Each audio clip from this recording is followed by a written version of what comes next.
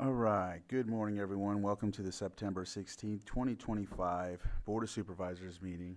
We'll call this meeting to order here at 9 a.m. And we will start with a moment of silence. And it looks like we have one from the vice, or some from the vice chair, then Supervisor Sabatier, and then I have one as well. You want to go? Go ahead. Sure. Just want to have a moment of silence for a longtime community member and a friend of mine as well, Teresa Betancourt. Met Teresa when she was doing volunteer work for the Canocti Basketball League. She worked with side by side with Barbara Montalvan to help out over the weekends, organize it for the 300, 400 kids that were a part of it. Amazing, wonderful, kind human being. She was part of the after-school program at POMO, I want to say at least for the last 2 decades. She was a fixture of that area. I wouldn't say this often for most people that I want to talk about or do a moment of silence, but she is one of the people that I can say religion was one of the biggest parts of her life and one of the driving forces behind her actions, which I think explains why she was doing so much in our community. Unfortunately, she passed away last week unexpectedly, and she will be missed by the children that she was taking care of at POMO and all her friends and family that will be impacted by her loss. Vice Chair. Yes, thank you. First one I have is for Curtis Wright, who died peacefully at his Lakeport home last Wednesday, September 10th. He was 80 years old, a Lakeport resident since 2007.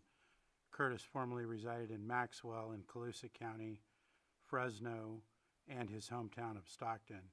He was a retired youth corrections officer, but most enjoyed working in the California Conservation Corps as a crew supervisor. Curtis was an avid reader who enjoyed bicycling, restoring old autos, spoiling his many dogs, and RV camping with his family. Curtis is survived by his wife of 37 years, longtime retired CAL FIRE member in our county, and his brother-in-law, Michael Green, former District 4 supervisor, both of Lakeport, and his sister-in-law, Diane Dickinson of Lodi. He's also survived by his first wife, Patricia Wright of Brentwood, California, son Sean of Port Angeles, Washington, and Brendan and Devin, both of Oakley, California, daughters Melissa Bicking of Hattiesburg, Mississippi, and Amanda Keelan of Jackson, Tennessee, and numerous nieces, nephews, and 22 grandchildren. The next one is for Mandy Figg, Mandy Figg, Lindblad Figg.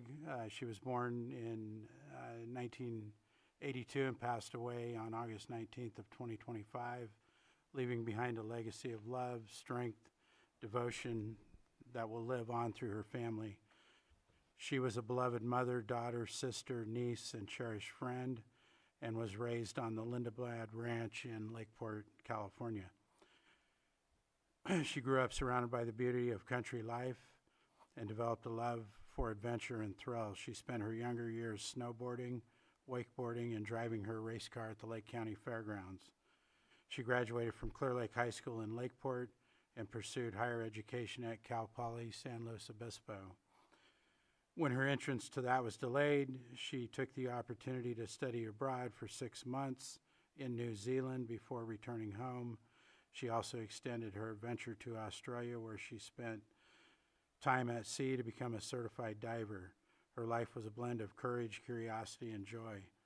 Once home, she continued her college study at Cal Poly San Luis Obispo, where she graduated with honors. She loved and cherished the small city charm and ocean vibes of that college town, a place where she made several best friends forever. It was in San Luis Obispo where she got to know Brian and fell in love, a love that would shape the rest of her life. They married and had twins, a boy and a girl, Easton and Madison, who are 5 years old today, or recently turned 5 years old. Those who knew Mandy will remember her as a brilliantly smart and wonderfully stubborn woman whose determination, sharp mind, and keen attention to detail shaped everything she touched. She was devoted wife to Brian Fig and a proud, compassionate mother to her 5-year-old children from the moment they were born, and she poured her life into raising them. She is survived by her husband, Brian Fig, her children, Madison and Easton, parents, Mark and Linda Lindeblad, her aunt, Laura Santarelli, and her uncle, Michael. And she was preceded in death by her beloved Papa, Henning Lindeblad. And a celebration of life will take place in Blue Lakes later this month. And the last one I have is for Max Ruffcorn, who died at his home in San Diego County earlier this month. He was a former elected Lakeport City Council member and also a 2-term mayor back in the 1990s. He was first elected to the Lakeport Council in 1992 and served as mayor pro tem in 94 and 97. And then he served as mayor in 1995 and 1998 and left office in the year 2000. He also served for many years in the 90s and 2000s as a public defender for criminal cases in Lake County. And during my law enforcement career in Lake County, I was often on the other side of Max in the courtroom during preliminary hearings, motion hearings, as well as jury trials. Max maintained a good relationship with the prosecution and law enforcement. Max was well liked and respected by city staff during his time on the council and led the city through some difficult times during contract negotiations. And he is survived by his children and other family members. Thank you. Lastly, I have one for Ruth Bilberry. She was born September 26, 1957 in Santa Rosa. She went to be with God on June 28th in Lucerne. Her funeral was Saturday, and so this is why I'm reading it off today rather than the 28th. She's preceded in death by her mother, father, and brother. She's survived by her wife, Sheila, her stepkids, Shelley Bauman Hutt, David, and Albert Tinnis, her brothers, Dave Bilberry and Ray Bilberry, and many cousins and close dear friends that are like family to her.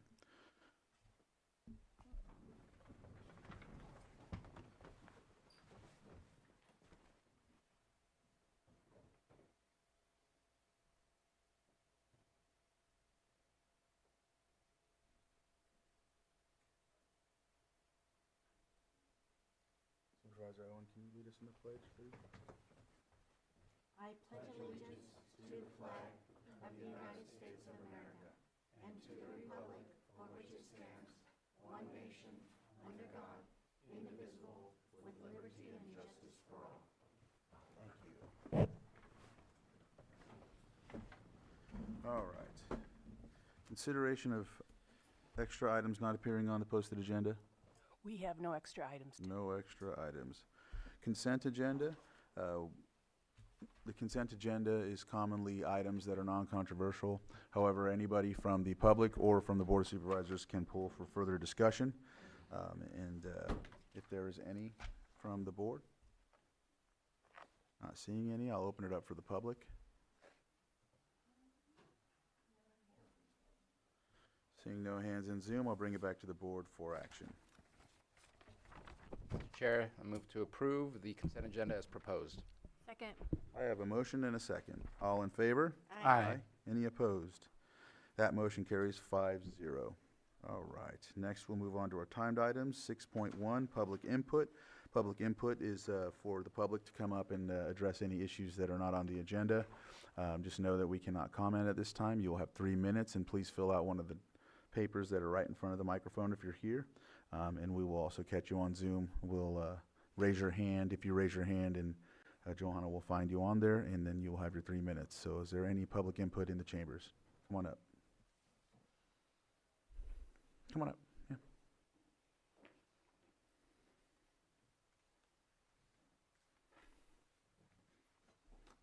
Good morning, Chair and members of the board. My name is Carolyn Burley. I'm the curator of the Museums of Lake County.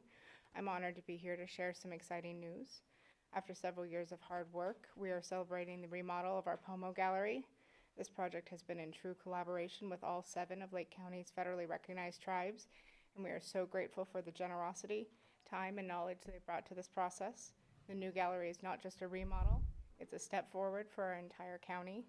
It represents a space where history, culture, and living tradition come together, and where all of us can learn, reflect, and celebrate stories of the Pomo people. We love for the community to join us on Friday evening from 5 to 8 p.m. We'll be hosting a celebration at the museum. Guests can see the gallery for the first time, speak with our Tribal Advisory Committee, watch dancers, and share in food together. This is a milestone not just for the museums, but for Lake County as a whole, and we hope you'll come out and celebrate with us and honor this important partnership and the vibrant cultures that make our county so special. Where was that at? What? Where? Courthouse Museum in Lakeport. Thank you. Thanks, Karen. Thank you. Any other public, come on up.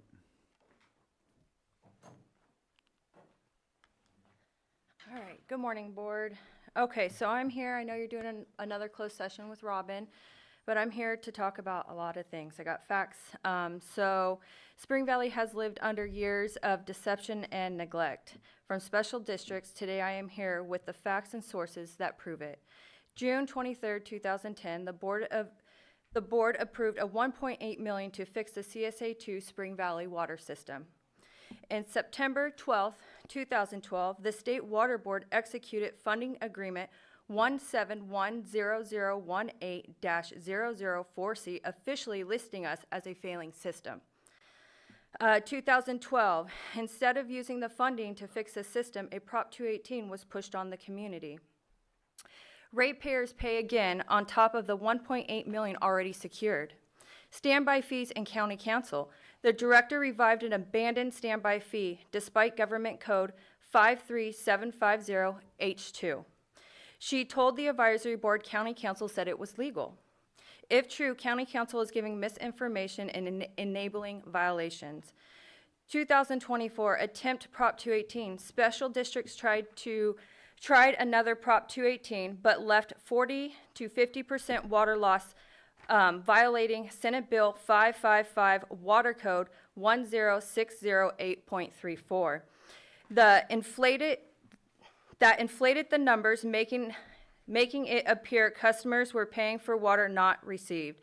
That was deception by design, and the community rejected it. 2025, still failing.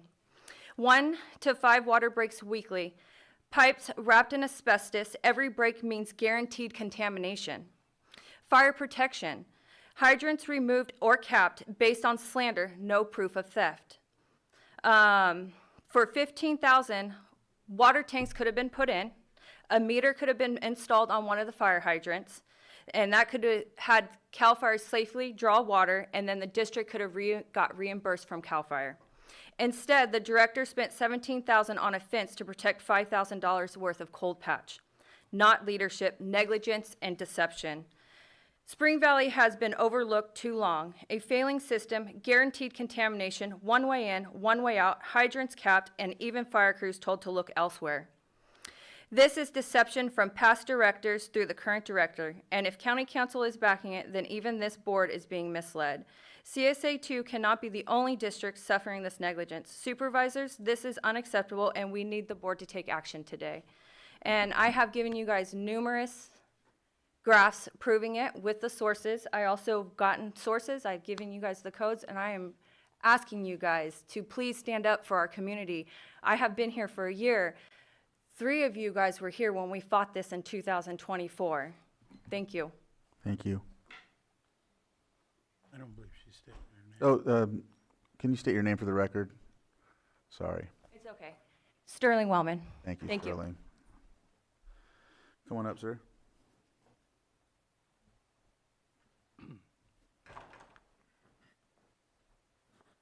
Hi, my name is Bill Wilson, and I come before you on the cannabis dealing again. And my first question is, when you're writing the new ordinances, are you going to be requiring any kind of training for the inspectors who inspect cannabis plants and plans?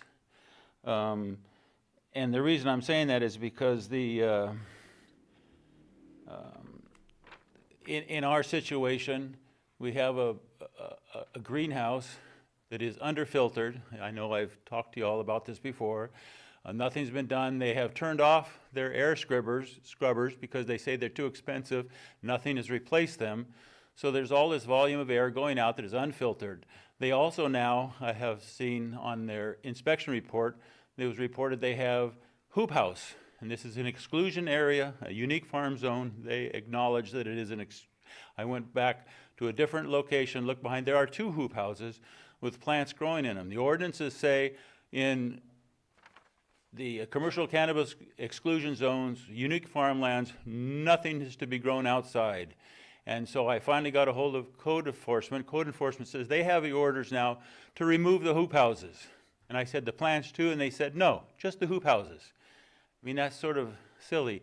They said the plants are going to be moved indoors once they get past the immature stage. The ordinances say not immature plants, mature plants, any kind of plants are to be grown outdoors in an exclusion zone area. And that was like the ordinance 3101. And the other thing would be, as far as qualified inspectors, as far as water, in there, we were told in the initial study plan, the property management plan, and the owner said, and I quote, "At the maximum, the water usage for each growth cycle for each plant is going to be 1/2 gallon of water per day." Every research that I've seen from cannabis sites on said that you cannot have less than 2 gallons to 3 gallons of water a day. They also say in their property management plan, initial plan, they have no idea how deep the well is. I mean, hydrology reports, when you look at CEQA's requirements for inspections, there's a whole long list of stuff that qualified people, trained people, do. And I don't believe through the negative mitigation program here, anybody's inspecting or researching. Again, filter size. The owner told CDD that they have 94 filters in there. Well, they took, each filter unit has 16 filters apiece. They have 5 filters. Each filter is only good for 15,000 cubic. So now they're saying they have 94 filters. They don't. They still only have 5 filters that do 15,000 cubic feet of air. You have a question? Yes, your 3 minutes is up, so if you could wrap it up, please. Pardon me? Your 3 minutes is up, so if you can wrap up your statement. Okay. Yeah. Thank you. Thank you. Do I turn this in where? You could turn this in right here. You're giving us paperwork, right? You want me to fill it out, you mean, first? Yeah, yes, yeah, you can state your name for the record if you already haven't, but you're good. Okay, thanks. Any other public input?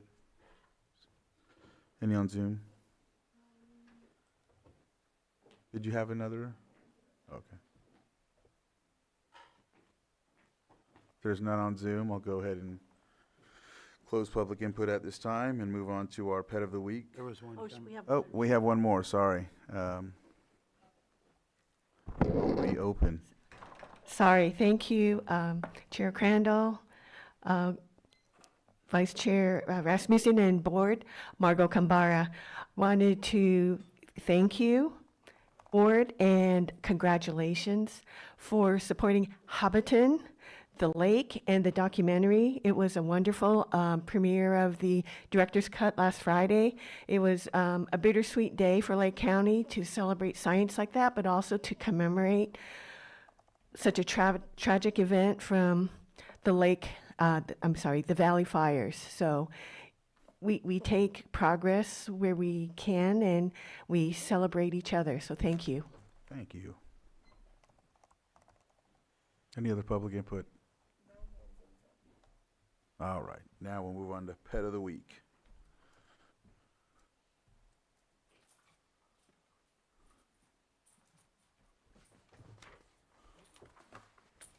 Hi, how you guys doing? I'm Officer Real with Lake County Animal Care and Control.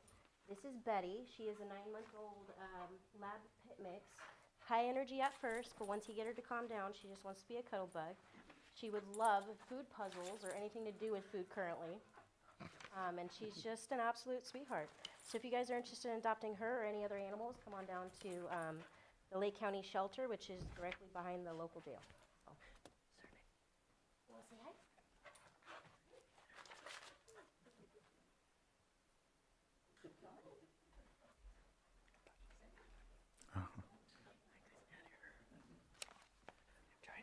Doesn't even look like a pit bull. All right. So we will move on to our next item while he circles the room. We're on to our 905, sitting as the Lake County Air Quality Management District Board of Directors, hearing for consideration of resolution amending resolution number 2025-113, repealing sections 631, 12.450, 12.640, Chapter 4, and Article 6 in their entirety, and adopting updates to sections 208.2, 226.5, 433.5, 1002, 1105, a new Chapter 4 and Article 6 sections 660 through 668 of Lake County Air Quality Management District Rules and Regulations. Mr. Gearhart, go ahead. I'll apologize if we weren't able to shorten that up for you this week. That's all right. So we're here to make two items. One is to add the verbiage and verify that that is what this board would like in the resolution for the coming back for annual reports. And the second is to do a correction. We had a formatting issue that added a couple zeros to one number, and we missed that when we did the submittal of the final documentation for consideration. That number was not in what was considered in the workshops or anything, so. Yeah, the microphone, if you can bring it closer. Oh. There you go. Okay, try that. There you go. There we are. Okay. So the number that was in our resolution or in the adopted fee rule was not what was considered at the workshops. It just happened when we were doing the formatting to get it into the proper form for submittal to the board agenda. So we had an issue there, and we missed one, and so a $1,700 item became a $177,000 item. So we would like to get that corrected, and because it's significant and more than it's not technically a typo, it came in through a different method. We are here to get that corrected before we move forward with any of those fees. So with that, the verbiage that we are proposing to add for the resolution for coming back for reporting would be the number 10, the Air Pollution Control Officer shall provide an annual update to the District Board of Directors during the draft budget hearing, or during the district draft budget hearing, to the quantity of new operating permits, renewal permits issued, and drop permits for the prior year. Because we track everything by permits, that's the simplest. In this first year, we can provide you information, and the fees will have just started being effective, so it'll be a good time to get it clarified, and we can add or delete or change anything as we go forward. So this coming budget year. So and then the second item, of course, is just the correction. We had just one item in the table that needs to be correct. So. Supervisor Sabatier? A couple of things. One, I'm kicking myself for not catching that typo, because that's quite Same a here. difference. But the comma was correct where it was, so Yes. it didn't appear to be completely wrong, but I appreciate the revision, because that is the right thing to do. As far as the new addition of the text, it does, and you noticed that when you were reading it, it kind of reads awkward. Yep. Wondering if between budget hearing and the quantity, if we can say the Air Pollution Control Officer shall provide an annual update to the District Board of Directors during the district draft budget hearing, including but not limited to the quantity of new operating permits issued. That way you can bring whatever else you feel might be important information, but it includes those things and could be more. But if it did that, going from budget hearing, the quantity of new operating is a little awkward. Yes. So just looking to include that language in the middle. I am happy to if our county council, district council agrees, then no problem with me. That would be fine, and the resolution would be offered as amended for purposes of your board's motion. I would also note that on this resolution that's before your board's consideration, the last paragraph, which references the date of the adoption and passage of this resolution, I think that should be corrected to September 16 instead of September 9, so that would be part of the offering as amended. All right. All right, so I will open it up for the public if there's any comment. No hands on Zoom. Bring it back to the board for action. I offer the resolution as amended. Resolution has been offered. We're directors, right? Director Owen, Aye. Director Sabatier, Aye. Director Rasmussen, Aye. Director Pyska, and Director Crandall. Aye. That resolution passes 5-0. Thank you very much, Mr. Thank Carey. you very much. Thank you. We will go back to sitting as the Board of Supervisors. Item 6.4, consideration of presentation by the University of California Master Gardeners of Lake County. UC Extension Director Matthew Barnes will be coming and presenting.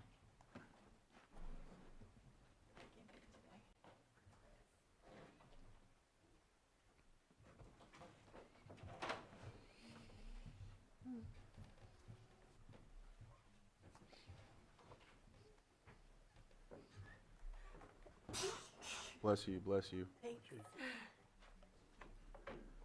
Good morning, Chair Crandall, Board, Matthew Barnes, Area Director, Lake and Mendocino Counties for the University of California Cooperative Extension. Joined today by Luis Pagon, Lake County Master Gardener Program Coordinator. Luis fell in love and developed a passion with gardening as a child. She especially took to flowers and growing flowers. So it was a natural fit in May of 2016 to become a Lake County Master Gardener volunteer. It wasn't until November of 2020 that she became the program coordinator. So 5 years later, she's done a great job growing the program, and we're excited to hear all about it. Good morning, excuse me, I always a little squeaky when I start. Good morning, everybody. Thank you so much for your time this morning. And also, I did want to say thank you for your continued support of our program. It really does help to know that you sort of have our back metaphorically. I've also brought copies of our latest impact report from the Master Gardener State Office, and I'm just going to leave them here for you. There's also a one sheet in there talking about one of our Master Gardeners who's probably had, I would say, probably the most impact of any of the Master Gardeners that we've had or have. So starting with our slide, this is just a brief overview of who we are, what we do, and what we're looking forward to in the future. Most Master Gardeners are your friends and neighbors. We've got many varied former careers, scientists, teachers, project managers. I used to be a records clerk. Obviously, we love to garden. That's a no-brainer. And we love meeting new people because we go to events and the first thing we do is meet a new person who has a gardening question. And of course, we love a plant. Next slide, please. We do love to share our knowledge of gardening. That is our mission from the state office. We do like to, share this knowledge because a lot of things we have do impact people on more than one level. We love to collaborate with other Master Gardener groups and with each other and with our clients. That's the citizens of Lake County. We also collaborate with the Lake County 4-H and their Junior Master Program. We're kind of we're heading towards being the mentors of the high schoolers that will be teaching the kids how to garden. And we've been collaborating and consulting on many gardens, school gardens around the entire lake. We collaborate extensively with the tribal health clinics, and that is the one sheet in there that talks about Gabrielle O'Neill, who is my predecessor as far as program coordinator, but she has been working with tribal health and the current legacy garden for probably close to 15 years. And there's a lot of really nice information in there about how her impact. Last year, I heard that they raised 5,000 pounds of vegetables to give to the clientele of the clinics. She teaches gardening classes all through the summer and the fall at approximately, I'd say, 3 to 5 per year, depending on what the topics are selected. Next slide. Excuse me, the extension just signed a collaboration with Middletown Rancheria, and they have a wonderful community garden there, so we're looking forward to doing some collaboration and some teaching classes there as they would like.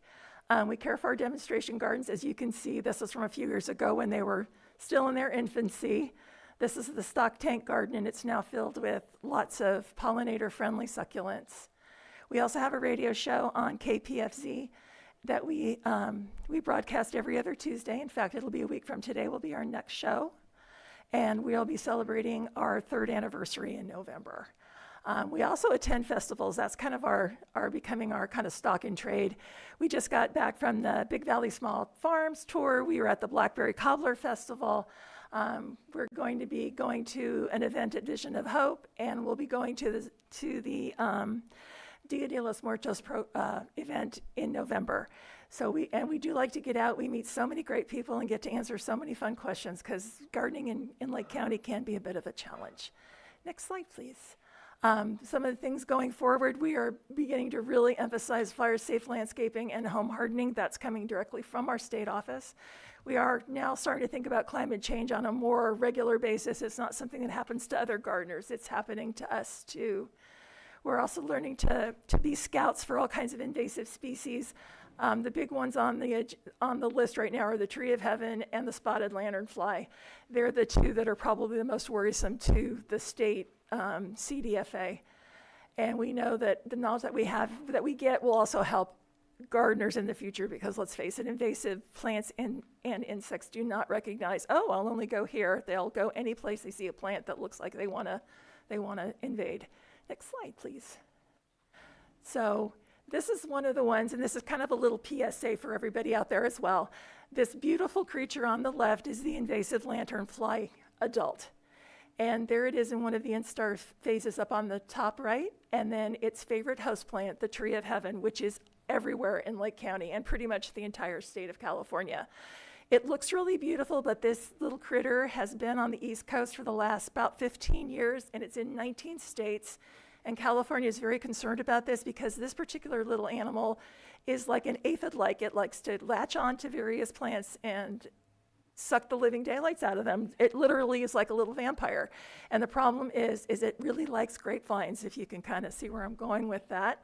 It also likes any kind of tree, any kind of plant, flower, vegetable, you name it. So we're trying to make sure that we can either keep it out of California, which may be impossible, or to at least see it as soon as possible so we can start taking, steps. Not we, master gardeners, but the state of California can take steps. Next slide, please.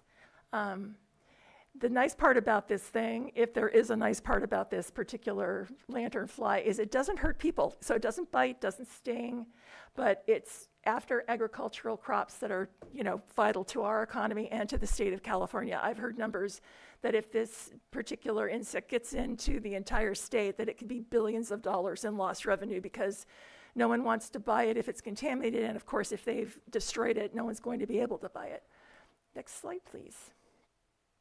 But after all the, the drama with invasives, we do try to kind of stay humorous and try to have a good time, because who hasn't, thought they bought the perfect little plant. It turns out to be 10 feet tall and 10 feet wide, and you're in a corner where it's like 3 by 3. But of course, gardening cartoons help, and I will leave you with a little humor, which is what ladybugs really look like when they're down and doing their job, which is basically death to anything that looks like an aphid. And then, of course, the swear jar versus the telling your clientele that all those beautiful flowers are invasive and really do need to go, because they're out competing everything that we love and hold dear in Lake County. So that's, I think, the end of it. Yeah. And if you have any questions about our program at all right now, or if you don't, you can always give me a call or drop by and look at our mound garden and our stock tank garden. And I do want to thank you again for your time. I really appreciate it that you let us come and talk to you and tell you about us. So thank you. For that. Supervisor Pyska. Well, thank you, Louise. And the Master Gardeners have a very special place in my heart. I know, but I appreciate that very much. And Matt, thank you for helping get these presentations going. It's been really great to hear from all the UCCE programs. The other invasive that you're watching out for is mob, Mediterranean oak borer. Yes. And I'm wondering if Master Gardeners are helping with the state, like any sort of tracking or figuring that out yet, because it is here. It's been a really rough summer for our oaks. We're losing them rapidly. And there aren't any specific grants or programs yet for it, which is pretty baffling. I do believe Dr. Mike Jones, who is the forester for Lake Mendo and Sonoma, I believe it's Sonoma also, he is in with a group, and I know Clerk is also looking into it. Yep.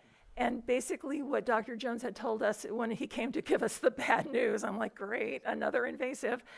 He basically said he thought master gardeners might see it first because the trees are going to start looking bad and people will come to us and say, what's wrong with my oak tree?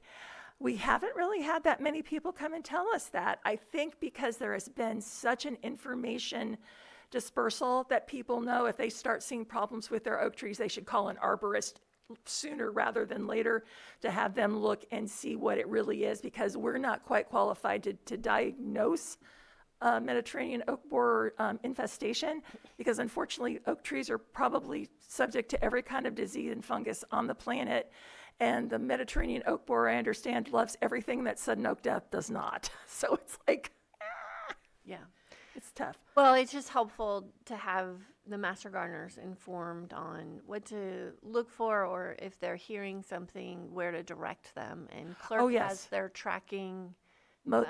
If we do get, we usually tell people if they're having problems, big problems with trees, because we can't really go up 50 feet on a ladder or whatever an arborist does, we'll advise them to contact a licensed arborist ASAP and get it looked at and diagnosed, because the arborist can say that's sudden oak death, that's Mediterranean oak borer, where we're going to go, okay, the tree looks like there's part of it dying, and because oaks are prone to so many diseases, it could be one of any number of things, because we're too far away to actually see the damage up close and personal.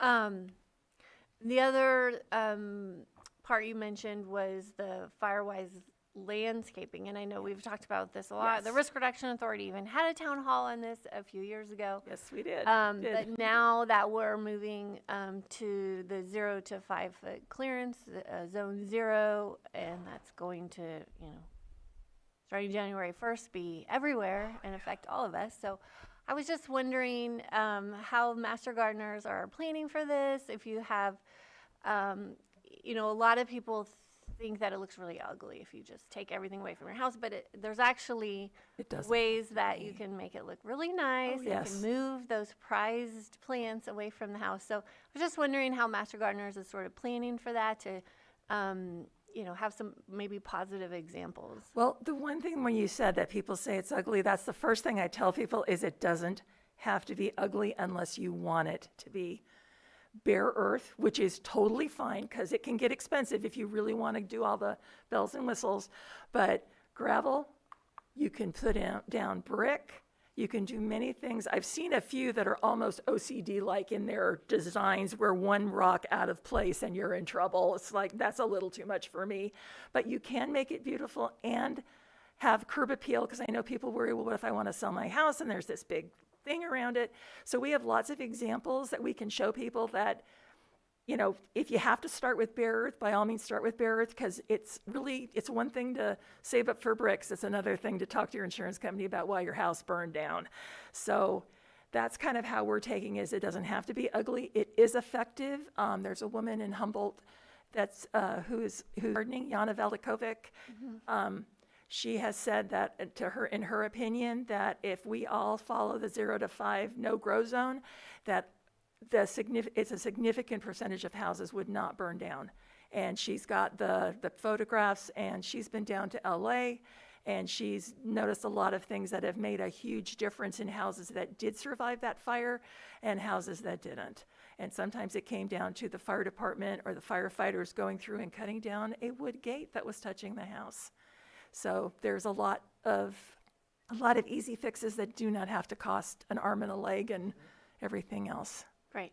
Yeah, Jana is incredible. Yes. And it is, this is science-based. So, yeah, I really look forward to seeing how we can help maybe coordinate or promote some materials that you're developing locally. We're going to be waiting to see what the state office is. Right now, we're kind of following what CAL FIRE is advising. And if you go in and Google images of like 0 to 5, zone 0, you'll see examples of what you could do in your own property if you're feeling that way. one of the things that we do try to tell people, because I mean, we're a fairly independent group that lives here, and I've heard a lot of people saying, well, they can't tell me what to do. And the problem is maybe there'll be a state law, but the one you really don't want to have tell you anything negative is your insurance company, because they can come in and just say, sorry, we're not renewing because you're not doing zone 0. And then you're between a rock and a hard place if you're not following that particular law. All right. Thank you. There's nothing else from the board. I'll open it up to the public for anyone that would like to come up and speak. All right, I'll bring it back to the board and we'll close this out. Thank you again for the presentation. We appreciate it, and we'll go ahead and move on to our next item. Thank Great. you. Thank you so much. Thank you. All right.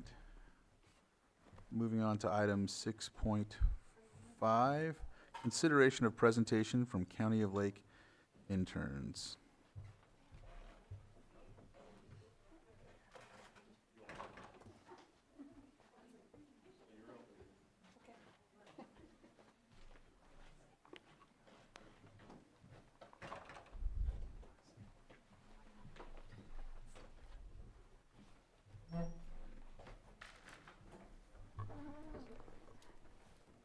Good morning, Pam Samek, Director of Human Resources, and I'm actually going to turn it over to Irondi Campbell, Senior Analyst in HR, who was actually in charge of our internship program. Good morning, Board. My name is Irondi Campbell, Human Resources Analyst.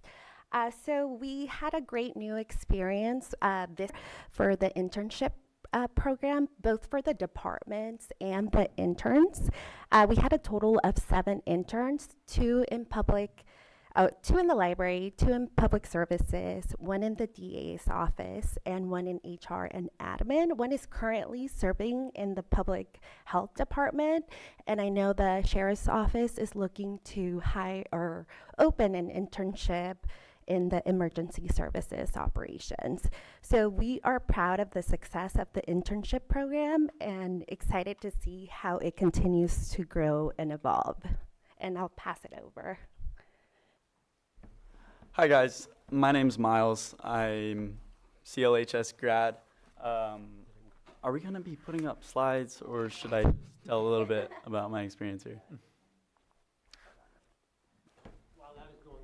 If you don't mind, while the slides are going up, this is all for Miles, so I wanted to celebrate the program. So there's one intern here who's talking about his experience, but I just thank the board for your support of this. I may come up here and do jumping jacks again and it's not just because I was hopeful that his head would kind of morph into mine, but Miles and Jasmine and others, it's been great to do this. So thank you all. Thank you, Lars.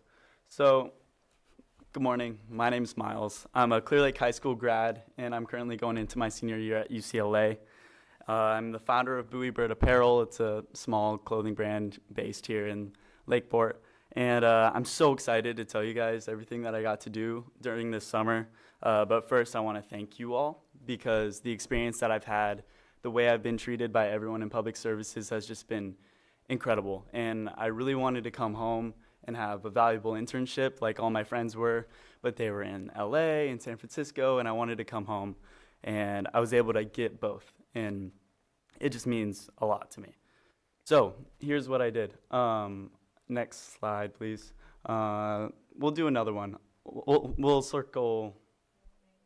I want to talk a little bit about Jasmine because she's not here today. I'm sorry. So we'll start with Jasmine. So she's from Manteca. It says it on there. Also a CLHS grad. I had the pleasure of working alongside her this entire time, majoring in community and regional development at UC Davis with a minor in psychology.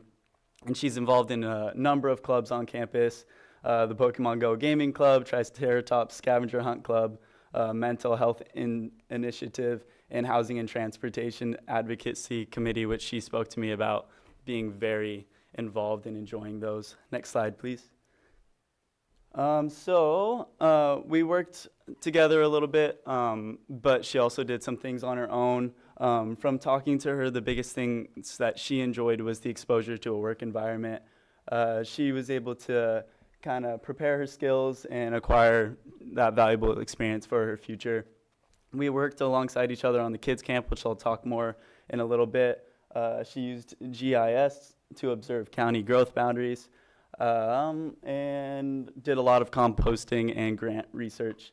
The things that she was telling me that she took away was research, design, and also her passion for helping community. She really found that that is something that she cares about, and also as well as planning events and things like that she really enjoyed. So next slide, please. We'll skip a couple to the kids camp. So as far as what I did, when I first got here, Lars and Katie told me, okay, we're gonna do a kids camp. We need your help to plan it. And I said, okay, I don't know how to plan a kids camp, but let's try. And so I learned a lot. It's not something I ever thought I would do, but it was 3 days. We had 55 kids. A bunch of people come in, do presentations, Lakeport Fire Department, Sheriff's Office, the rest are up there, many more. We got tons of support, and the kids absolutely loved it. It was super fun, and I learned a whole lot, and there's some pictures of the kiddos here. Next slide, please.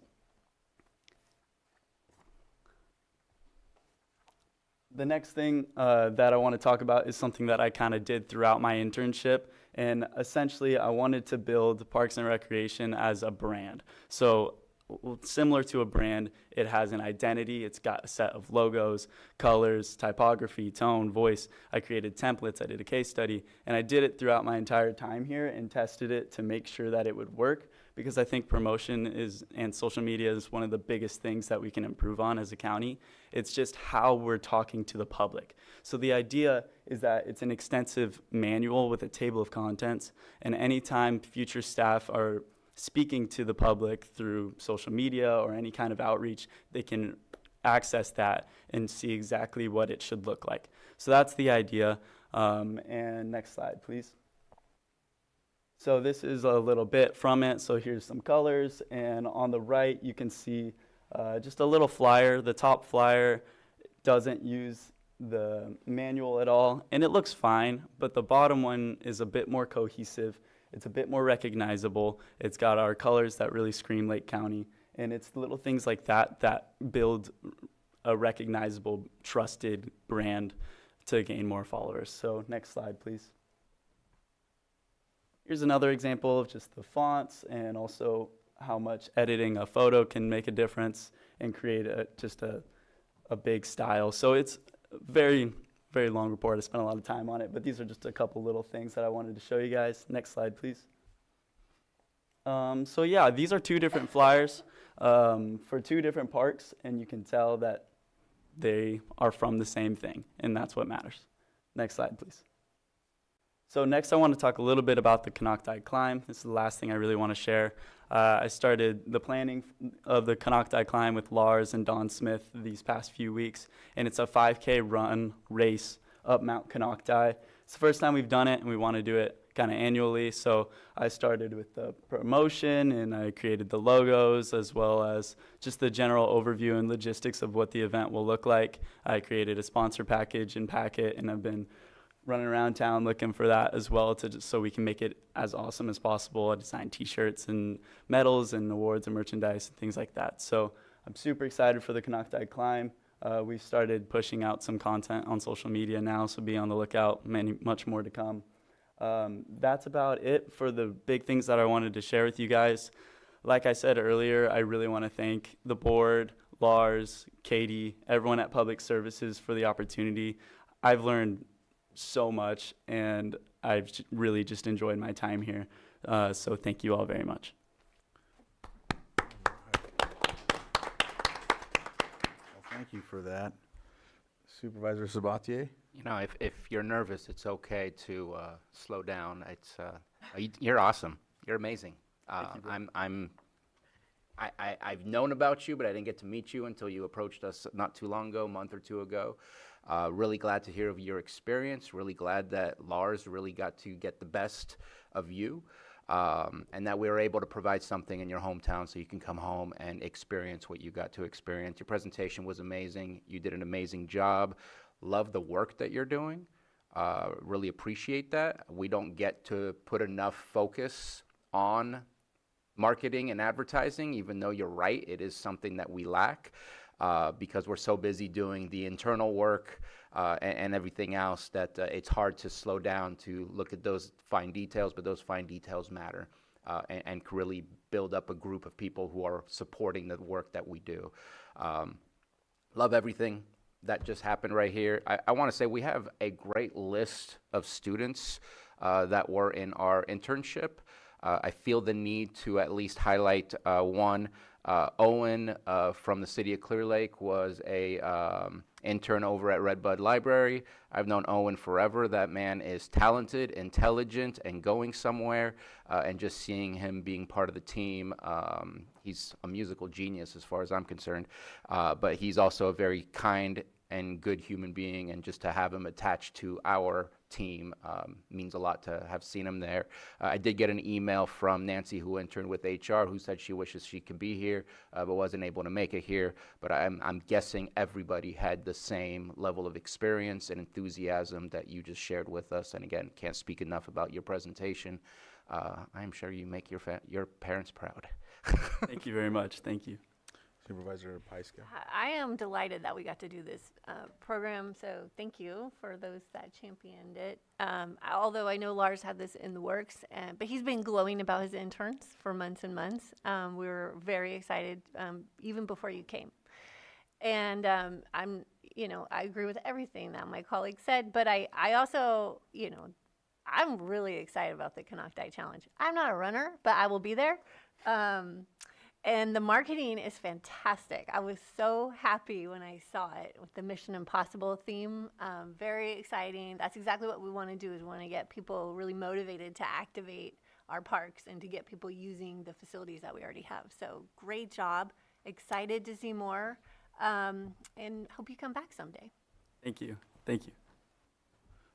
Vice Chair. Thank you for the presentation, and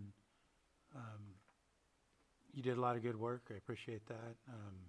And not only you, but all of the other interns that worked for the county this year. 'Cause I know we didn't get to hear from all of them, but I think, we need to continue to run this program and even expand it, hopefully next year. So I'm glad we were able to support it, and but I would like to keep that continuing in the future years. So thank you. Brad, thank you for championing this too as well. Yeah, very good job. Give me hope for the future. And everyone else has said everything. It just makes us really happy that we're doing work that we know if you come back, we know we have someone here to keep the torch going, so thank you. Yeah. Supervisor Sabatier. May I ask a personal question? Yes. On the presentation, which you kind of skipped over about yourself, political science, I believe, is your major. What's your plans? What's your aspiration? Well, that's a great question. I'm currently running my clothing brand, Buoy Bird. That's my biggest passion, I would say. So I'm going to continue to do that. I'm graduating this year. Really, it's just apply everywhere and see what I can do. Local government has become something very important to me, and there's companies that work alongside, like Tri-Pepe Smith. I don't know if you've heard of them, but they work with and do all sorts of stuff with counties and cities, pretty much wherever they're needed. Swiss Army knife of sorts. So something like that, working in local government, working my way, maybe being a city manager, those kinds of things are all things I'm thinking about. I don't know exactly, to tell you the truth, but I'm just gonna apply to a bunch of things and go for the best thing that I can really get my hands on and go from there. Thank you for that. I think wherever you end up, you'll have the clothing that goes along with the company you work for, so I'm looking forward to it. Thank you. Good luck. All right, we will open it up to the public for any comments. Lars, come on up. Thank you. Lars Ewing, Public Services Director. Miles failed to say public services as part of his future aspirations, which I hope to hear. I won't talk too long. I wanted to say a couple things. The interns that came, I think it's important to note how what they brought to us was just as important as what we had them working on. It was I think with any employee, where are their talents and how can we benefit from those talents, as opposed to what do we need to get done. You're going to do this regardless of where your talent and skill set and interests are. So that was a big piece with Miles and Jasmine, who worked on yes the summer camp. After that, they kind of split a bit, and Jasmine worked on solid waste management planning work, quite a bit different. So the other piece that I wanted to comment on, Vice Chair Rasmussen's funding for this program. The 2 museum interns just started. They're here working for the county. They're here for not the summer, but for the fall. Their programs in school. One going to Texas Tech, one going to Sonoma State. Their graduation requirements, or as I understand it, they have 1,000 hours of internship requirement. Not every program obviously requires that, so they will be here, and so that the funding provides is for one of those. But I think it's money well spent, whether it's coming from the board or in the departments. We gained a lot. So again, to emphasize the thank you, the thanks is certainly there. So. Any other public comment? I'll bring it back to the board. Again, thank you, Miles, and thank you for, heading this out for us. If there's not anything else, we'll close this item of the agenda and we'll move on. I think it's 9:56, so we'll take a break. We'll do like a 10-minute break and come back at about 10:05.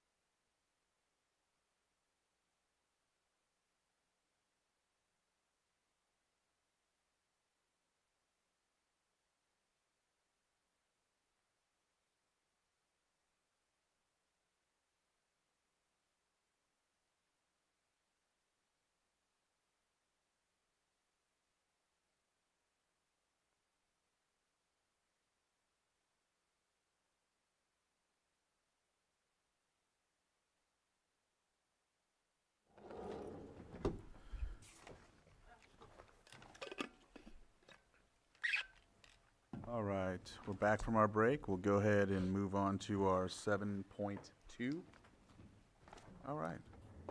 Consideration of behavioral health fiscal recovery plan and request for loan repayment extension. Behavioral Health Services Director, Elise Jones. All right. Thank you, Mr. Chair. Johanna, I will pull up there's an attachment, and it's a PDF.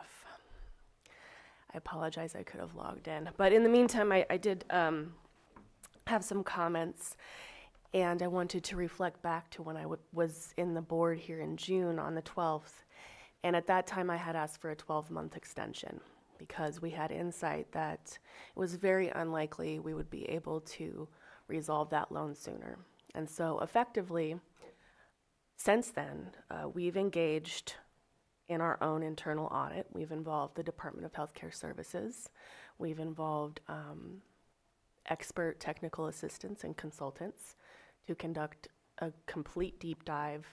They've probably spent, I actually added all the time up, and since we started working with Boston Consulting Group, they've had 40 hours of FaceTime in 1 month.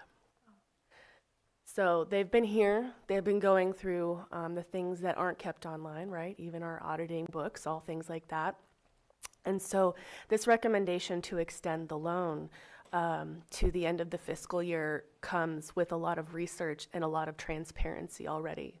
I've also been in communication with the California Behavioral Health Directors Association because the issues that we're facing are not unique to Lake County, unfortunately. And part of the strange and painful outcome of being ahead of the curve, because that's what it turns out that we are, is that you hit a lot of bumps before anybody else. And that is not a new situation for us. However, I'm very confident in our ability to find all the levers. That's one of the fun terms that I've learned from the consultant, as we're looking for all of the levers that we can pull. And I'm here today to hopefully really reassure you that every lever that I can think of that I can pull, I have pulled. Again, including going to the highest levels of DHCS leadership and being very transparent about our position and our needs. Also, I've been in constant, not constant, but frequent communication with our administrator, right? Our administrator's office. And of course, I am very grateful for the cash position that the county has maintained for the general fund. I think it's been it's a good place to be in, and so I understand wanting to defend that. And I would just ask your board to consider that that $2 million loan is a really significant and meaningful investment in people's lives and well-being and safety. Is that do you need it? Oh, okay, thank you. Thank you. And to reframe it as that, and of course I've been, if there were a strain directly, or I think even indirectly, on using these reserve funds, that's where these ultimately came from, and the general fund was an IT reserve account, I'm sure that the administrator's office would have helped us find other solutions. And so I say that to say, I don't think that I think the general fund can weather that. Respectfully, I know that's not my animal, right? But we've been in communication and we have pulled nothing back. And so I do have a presentation that I've prepared, or actually you can see we've done it with the Boston Consulting Group. And I'm not sure if you'd prefer me to go through it, or my preference would be actually to just field any specific questions you may have. However, I am more than happy to go through it page by page. Thank you. Go ahead. Yeah, I read over it. I think it's really, you did a great job on this presentation. It's very thorough. I did not know that you were working so closely with Boston Consulting Group. Like, that's an incredible investment of resources too. It is on.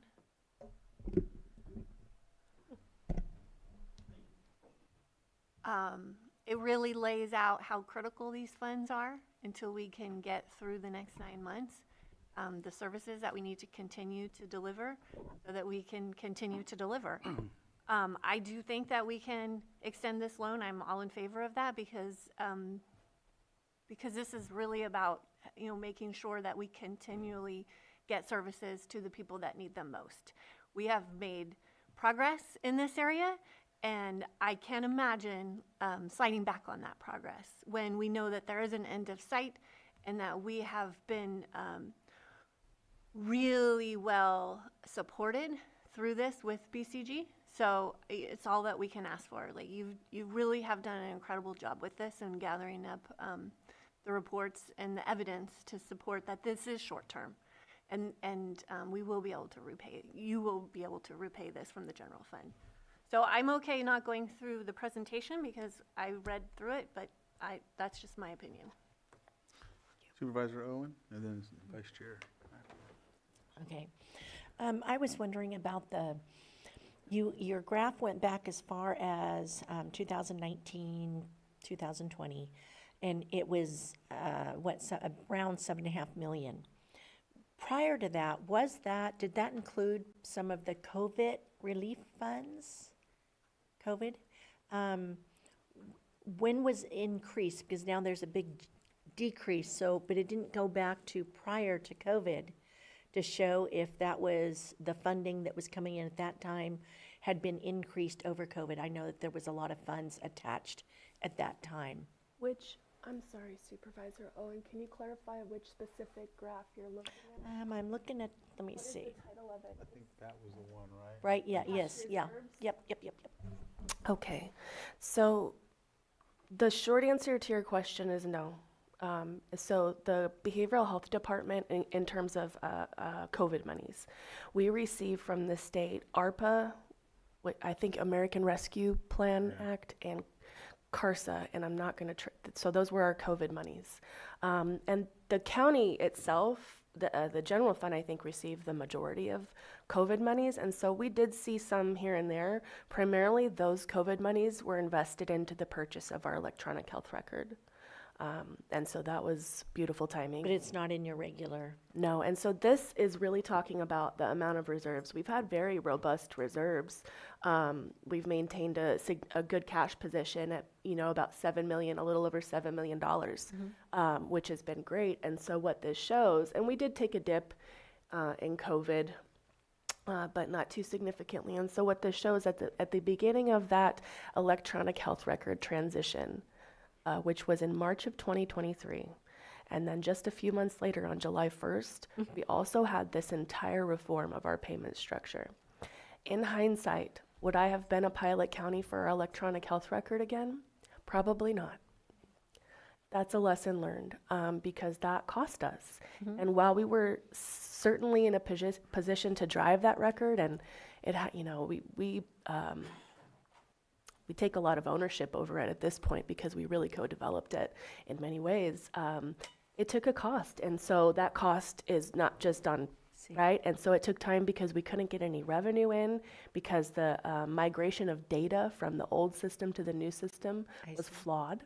Okay. And we had to go back and forth, and it took a long time. And then when we finally got it up and working, we also had to navigate through some significantly different mechanics of payment flow and cash flow with the state. And the reason why Boston Consulting Group even entered the picture is because the state had a wise moment and said, hey, there's a lot of unknown unknowns that are being surfaced right now with this whole thing, and I think we really need to get a better handle of it. And so I was really grateful. In fact, Marlise Perez, who is she's in DHCS leadership, and significantly, we were just at an integrated care conference, and we were being recognized for our great work with mobile crisis and with being a peer employer. And so I actually had an in-person conversation with her to introduce, hey, here's some things that are going on that are surfacing for us, and basically, can I please use this team courtesy of DHCS? And she agreed. Nice. And so, like I said, every lever that I can think of to pull, but essentially, without our cash reserves, we wouldn't have been able to sustain contracted services. We wouldn't have been able to make payroll. Not only that, but we obviously grew services by 66%. There was 66% more Medi-Cal billable services than there in an 18-month period. And that number is probably low because the truth is, and I am a clinician, not everybody finishes their notes. It's a fact, right? And so you see some attrition in billing just from that. So if I were really going to guess, I would say 75% of growth, which I think you can feel in our community. I am starting to feel the tide turn. And so this isn't really a matter of, scaling back. It is like level setting. We have some major level setting to do, but we've brought on the best of the best. And I am very confident that with this support, we can actually come back in 10 weeks with a very clear, articulated roadmap of what it will take to move forward with very specific numbers. I think your next slide is actually your growth. The next slide. Indeed. Yes. And I had, and so basically what my other question was, is this going to be, with the revenues dropping a bit, is it something that is it going to be sustainable, is what I was looking for? Yes. So we've also uncovered a lot of mechanical issues with payment reform. And I think we're co-discovering that, honestly, with the state, because it also depends on the aid codes and the share of costs from the county, which is a very complex algorithm. But some services are entirely subsidized by the state general fund and require no local funding. That includes mobile crisis. Mobile crisis benefit is entirely state general funded as the local match to the feds. However, when they push that money back, they won't release any of the money until your IGT balance is sufficient, whether or not you had to use local funds to get those services.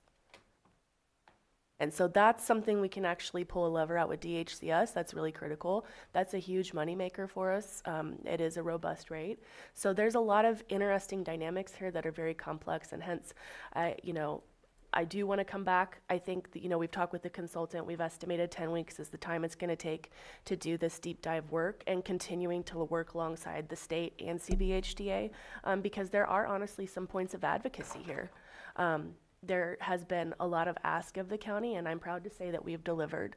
And at this point, my call back to them is, hey, we're going to need some support. And so far, they have provided that support. Thank you. Yes. Vice Chair? Yeah, I'm okay not going through the whole presentation. I appreciate you sending that to us days ahead of when we usually get the agenda, so we had more time to process that. And I also appreciate you discussing it and providing that same information at the last week's Behavioral Health Advisory Committee meeting, so that was helpful for me as well. And at this point, I don't have concerns about this plan. Supervisor Sabatier? Yeah, appreciate you bringing this to us. I have a different perspective than my colleagues at this moment in time. I did a deep dive review starting in March of 2024 of when this began, and you and I exchanged an email, and there seems to be agreement that it's an evolved situation. First, we were told the state's holding our money because they're not paying out the claims. Then it became an IGT issue of now we have to have money up front in order to do the match. And now there's a new issue in the sense of we're learning that we need to have more match, and or the way we're claiming is not, or the way we financially set ourselves up was believed to be infinite, but it's not, it's finite because it's based on local matching funds. Which at one point I know I heard the comment because I had mentioned that we used to have a contract with the state of California on how much money we can spend on services. I think it was $33 million or in that range at one point in time. I asked if we're about to breach that, and I was told that it is now unlimited. I struggled to understand how that's possible, especially from a beast like Los Angeles. To say unlimited to them is a vastly different situation than unlimited to us, and I just don't, I never saw how that would be possible. And each time I feel we get a very similar response of, yes, it will be solved. Like last time in June, we were told because of this was just to fund money that needed to be up front to deal with the IGT, that in 3 months, absolutely, this will be solved. That was maybe not the exact quote, but it was around that type of statement that was made. But yet here we are. We're asking for 9 more months. And I feel like we're just kind of rinsing and repeating and just kind of doing the same thing, but not necessarily getting headway. I also don't want to hurt the department, and I also don't want to hurt the services, but there's something has to happen. So here's the option I would like to provide. I think that general dollars are monies that we have received directly from our constituents. I think that needs to be paid back. I'd like to look at using opioid settlement, which is not our local folks' taxes, and seeing if a loan can be made from the opioid settlement to behavioral health in order to accommodate the $2 million so they don't have to be hurt by any of our actions of trying to recoup our $2 million. Because we are losing money every single day by not having that $2 million back. So there is a hit to the general fund. There's a hit to the overall revenues that we can make based on the fact that it's not in our investment portfolio or being used for other purposes. So that's number one. Number two, I think I have grave concerns, especially with all the information that was provided within this memo and the presentation. As you all know, I voted against the budget because I have concerns that we anticipate way too high of a revenue and we don't have the funding for the appropriations. I'm not saying that that's become very clear here with the memo, but it's also that we need to put a little bit more skin in the game. I would like to direct staff to say, we need to look at using the 24-25 budget as a starting point next week when we do final budget and not continuing along a path that may or may not lead to more problems, because whether we say, no, we're not going to spend the money or no, we're not going to get the money, the fact is if we approve a budget, that means it's approved for it to be used in such a way. And I'll finish in a second.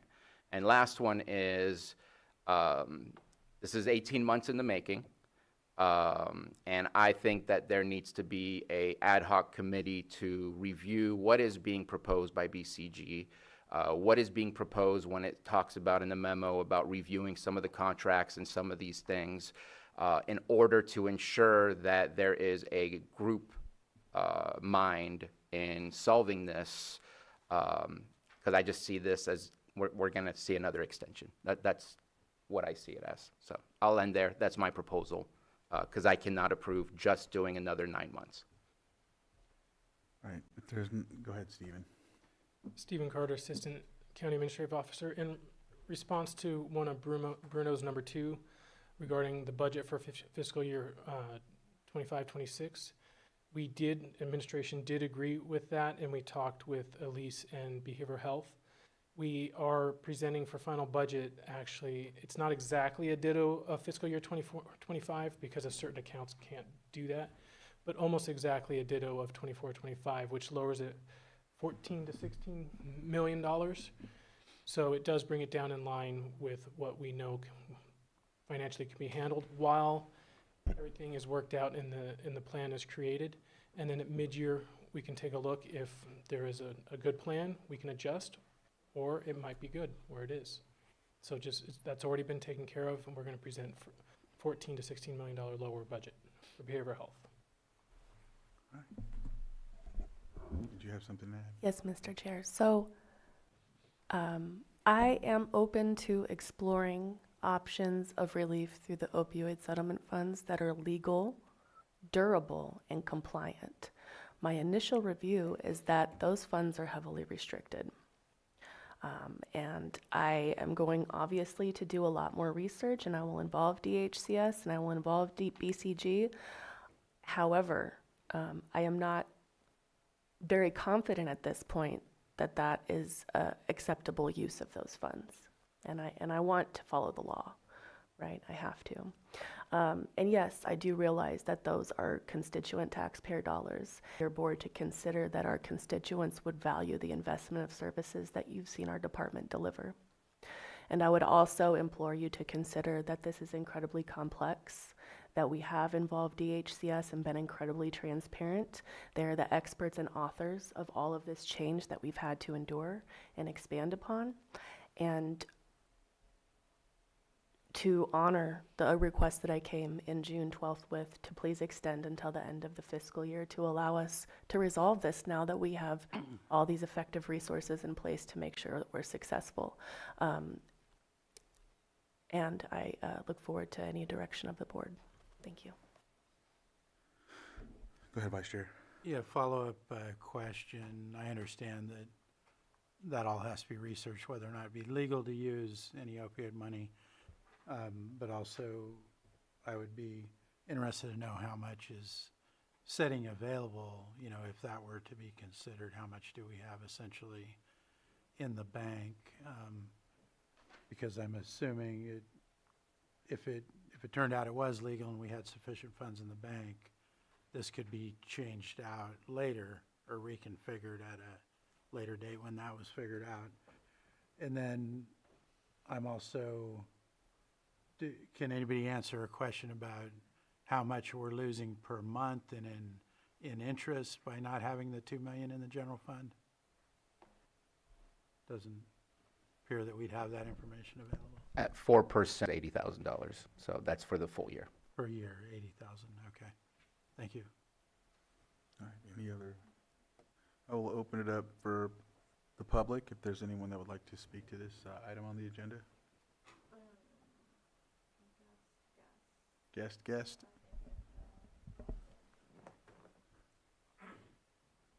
Thank you, Mr. Chair. Good morning, Supervisors, Director Jones. My name's Angela Emerald. Director Jones, I wanted to ask, for residents requiring assistance, is the inability to secure a caseworker or caseworkers a financial issue in your department? If not, what is the current wait time for a caseworker? I just feel that residents may not require necessarily more intense services if they were able to access a caseworker timely. And I don't know if that's a fiscal restriction on your end, or maybe if you can elaborate on that a little bit more for me, please. Thank you. Hi, Angela. So that's a question with about 20 different questions packed into it, and it may diverge significantly from this agenda item. Certainly the ability to sustain even what we have now, which I agree is not enough to meet the needs of our community, even still with a significant investment. Without an extension of this current loan, we could expect service levels to potentially be impacted. Thank you. All right. Any other public? Lori, you can unmute. Yes. I don't know if you can see or hear me. Good morning. My name is Lori Carter-Runyon, Executive Director of Hilltop Recovery Services. And I've been involved in ODS, CalAIM, and all these changes for some time now. I know that Lake County has been a leader in making these changes. I'm also contracted with Partnership and Sonoma County. I want you to know that Sonoma County has also faced these same struggles with the CalAIM payment reform and the Smart Care transitional for the electronic health record. It was represented as something it did not turn out fully to be. It is working out the glitches, which is something that normally happens when you're doing these kind of great changes. Bigger than that, the CalAIM reform has made it to where substance use providers and mental health providers can actually provide better quality care. It is for the first time starting to address payments that are supposed to, that equal some of the things provided from medical providers, not to the same level, but honestly, a medical director before did not always get funded the same way they are now. So it's opening up to better quality services. With our contract, I know that Lake County and now Sonoma County, when dealing with our residential rates, provided higher rates than some of the other areas or other agencies were doing. And it's helped us be able to employ more qualified workers, again, provide better quality services. When some of our people finish treatment, we don't have much housing, but I have some housing for men's beds that we actually are able to allow them to move into without funding, because it's a missing funding stream at the moment. I mean, there are areas through partial hospitalization and partnership that are doing that, but we put them in for free, allow them to get a job and do outpatient services. And those are only for Lake County residents that we're able to, that we do that for. And we're able to do that because of the CalAIM payment reform. The other situation that's really important is, so in these rates, and again, Sonoma County is doing the same, the 65%, that means when the funding does actually start coming in, there's 35% that the county receives from our work and our services. So we get 65% and the county will get 35%. Before, the county was able to get 10% on our services, but we were getting paid $30 a person per group. We were only able to do one individual session. Now we're able to do individual sessions more often. We're able to reach out with peer support specialists. Lori, if we can wrap up, your 3 minutes is up, but if you can wrap up, please. Okay, so I just want you to know that even though it is a difficult time, what Lake County Behavioral Health is stating is this money will be coming. The glitches are statewide. It is not just with Lake County Behavioral Health or Lake County, and they are making a great difference. So I'm hoping you guys will be patient and look into it a little bit further and grant the continuation of the grant, the loan, because I do know also with the opiate settlement funds, I believe Elise Jones is correct that it cannot be used to repay a loan. So thank you for that, for allowing me to put input, and hopefully it works out in our best favor for our community. All right, any other public input? No. Public, okay, so I'll bring it back. Go ahead, Supervisor Owen. I was just going to say, if it is legal to go with the opioid, that would be probably my first choice. If not, I'm in support. Did you want to go ahead? Well, I'm ready to support this resolution, but I just want to clarify if we had consensus to get an answer back on whether or not opioid funding could be. Well, I know for me, either way, if it's gonna, one of the things I just wanted to highlight is over the weekend I mentioned I was at a funeral, and it was in the Lucerne Alpine Park. And I never really had the opportunity to ever sit there and watch the activity in that park. And the activity, it just screams at behavioral health 100%. Not only that, just the illegal activity of drugs.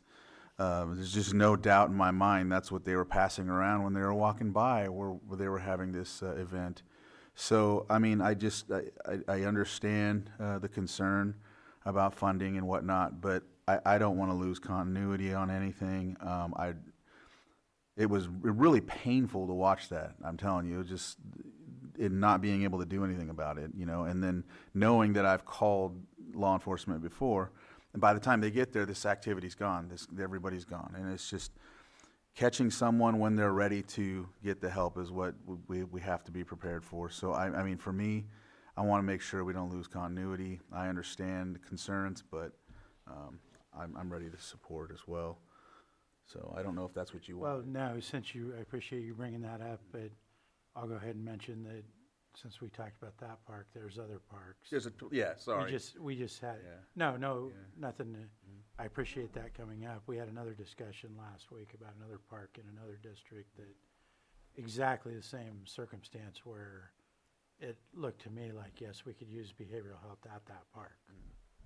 So I agree with, we need to make sure we're able to deal with these concerns.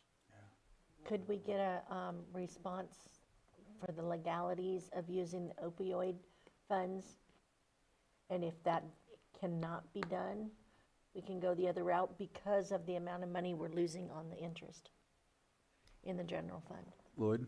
Yeah, so your board may as referenced by Supervisor Sabatier, may provide direction to staff to look into that issue on whether or not opioid settlement funds can be used in this manner to, as it relates to the loan arrangement. That may take some time because there are specific requirements and provisions under those settlement terms on those opioid settlement funds that are relatively speaking restricted.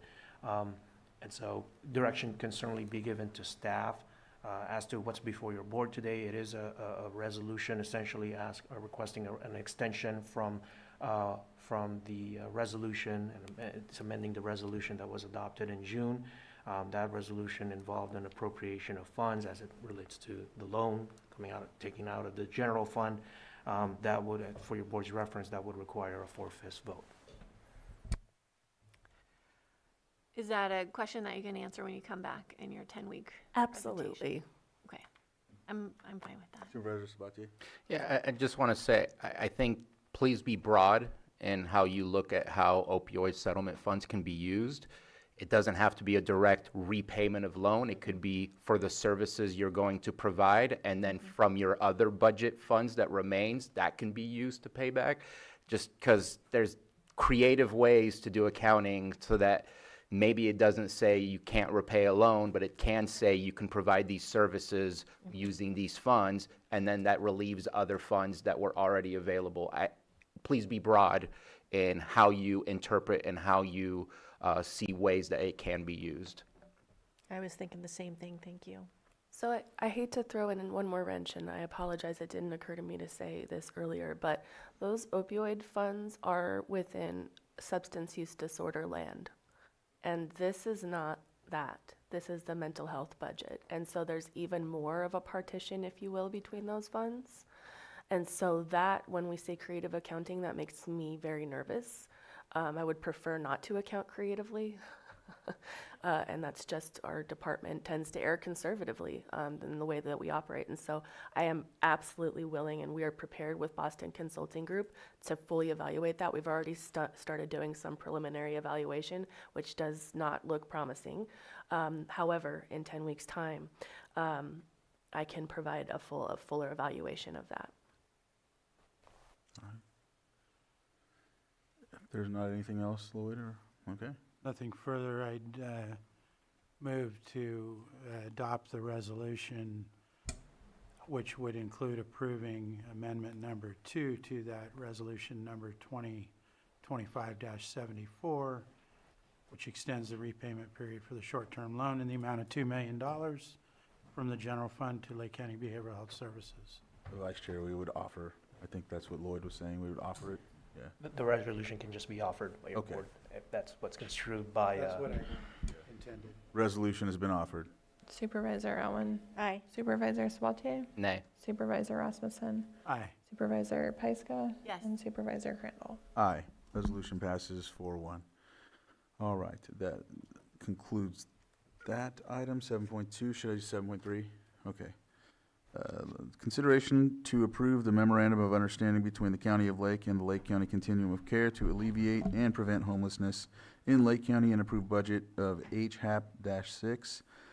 Application to the California Department of Housing and Community Services, Behavioral Health Services. Director. Thank you, Mr. Chair. We do have a couple of individuals coming.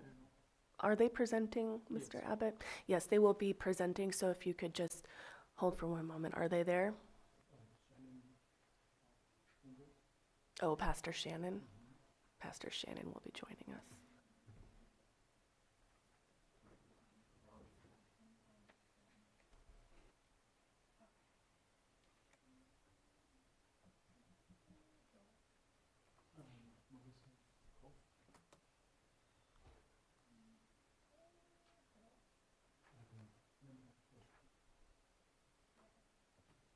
Thank you, I'm here.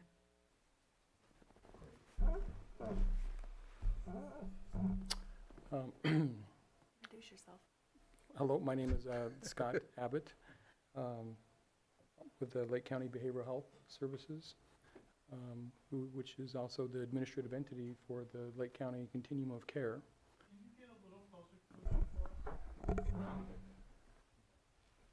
Okay. I'm here today to talk a little bit about the COC, and I have three compadres here to join us and help talk about that. What we plan to do today is first talk about our annual point-in-time count. Pastor Shannon will be providing that with a nice show that she has. She'll be sharing her screen, I believe. And we will also be talking about the homeless, the HHAP round 6, which is now all of a sudden I'm spacing what HHAP stands for. Homeless Housing Assistance. and Homeless Housing Prevention. Assistance Prevention, thank you. Had to look it Bruno, up. I know. I look over to you. Bruno is our chair of the COC. And so we will be talking about a little bit about HHAP 6. It is required that we present HHAP, get your approval for the application. A strong component of that also is the Homeless Action Plan, which is required, requires 3 public presentations. We've done 2 through the COC. We saved the 3rd one to do it here. But before we get to that, I'd like to have Pastor Shannon to discuss our point-in-time count. Great. Thank you so much. Melissa will actually be sharing her screen, but I will walk us through this year's pit count. First of all, for those that don't know, the pit count, point in time count, happens once a year across the entire country. And the idea is not to capture the entire photo of homelessness, one glance of how it's being experienced at one point in time. It happens in the winter because the federal government asks us to do this pit count on the last week of January so that we don't get campers and folks that really have other choices but who are truly forced to be out on the streets in inclement weather. Our pit count generally takes place on the 4th Thursday of the month, as it did this year, January 23rd. And the pit count takes a lot of time and effort. We had 76 volunteers who conducted 311 interviews. There were an additional 28 observations. That means that rather than interviewing the person for the pit count to ask their questions about their experience of homelessness, they were simply observed and counted. Some communities do observation-only pit counts, and they're not able to collect the depth of data that we have, but we make a concerted effort to really tell the story of what homelessness looks like in Lake County for our residents experiencing homelessness. So we're always really happy when we're able to tell that story a little bit more broadly. Go ahead and forward. The slide, please, Melissa. The pit count isn't a perfect picture of homelessness because it's a very narrow definition of homeless. And so, for example, if you look at the records of Partnership Health Plan in a year where the pit count listed 500 people experiencing homelessness, they had over 3,000. Part of the reason is because ours is specifically on one night, whereas theirs is accrued throughout the entire year. Another reason why ours is going to look like a smaller count than some other definitions of homelessness, because we don't count couch surfing, we don't count when there are multiple families living in a dwelling that is meant for a single family. McKinney-Vento is a measure of homelessness for the schools, for example, and they can count multiple families living in a single dwelling. For the purpose of the federal pit count, we can only use those not living in a habitation, in a unit meant for habitation, or literally living on the street. So having given that, let's move on. I'll share with you that our count is consistent with the state as a whole. And what I mean by that is that the trajectories and the numbers that we are seeing are consistent with what the state of California is seeing as a whole.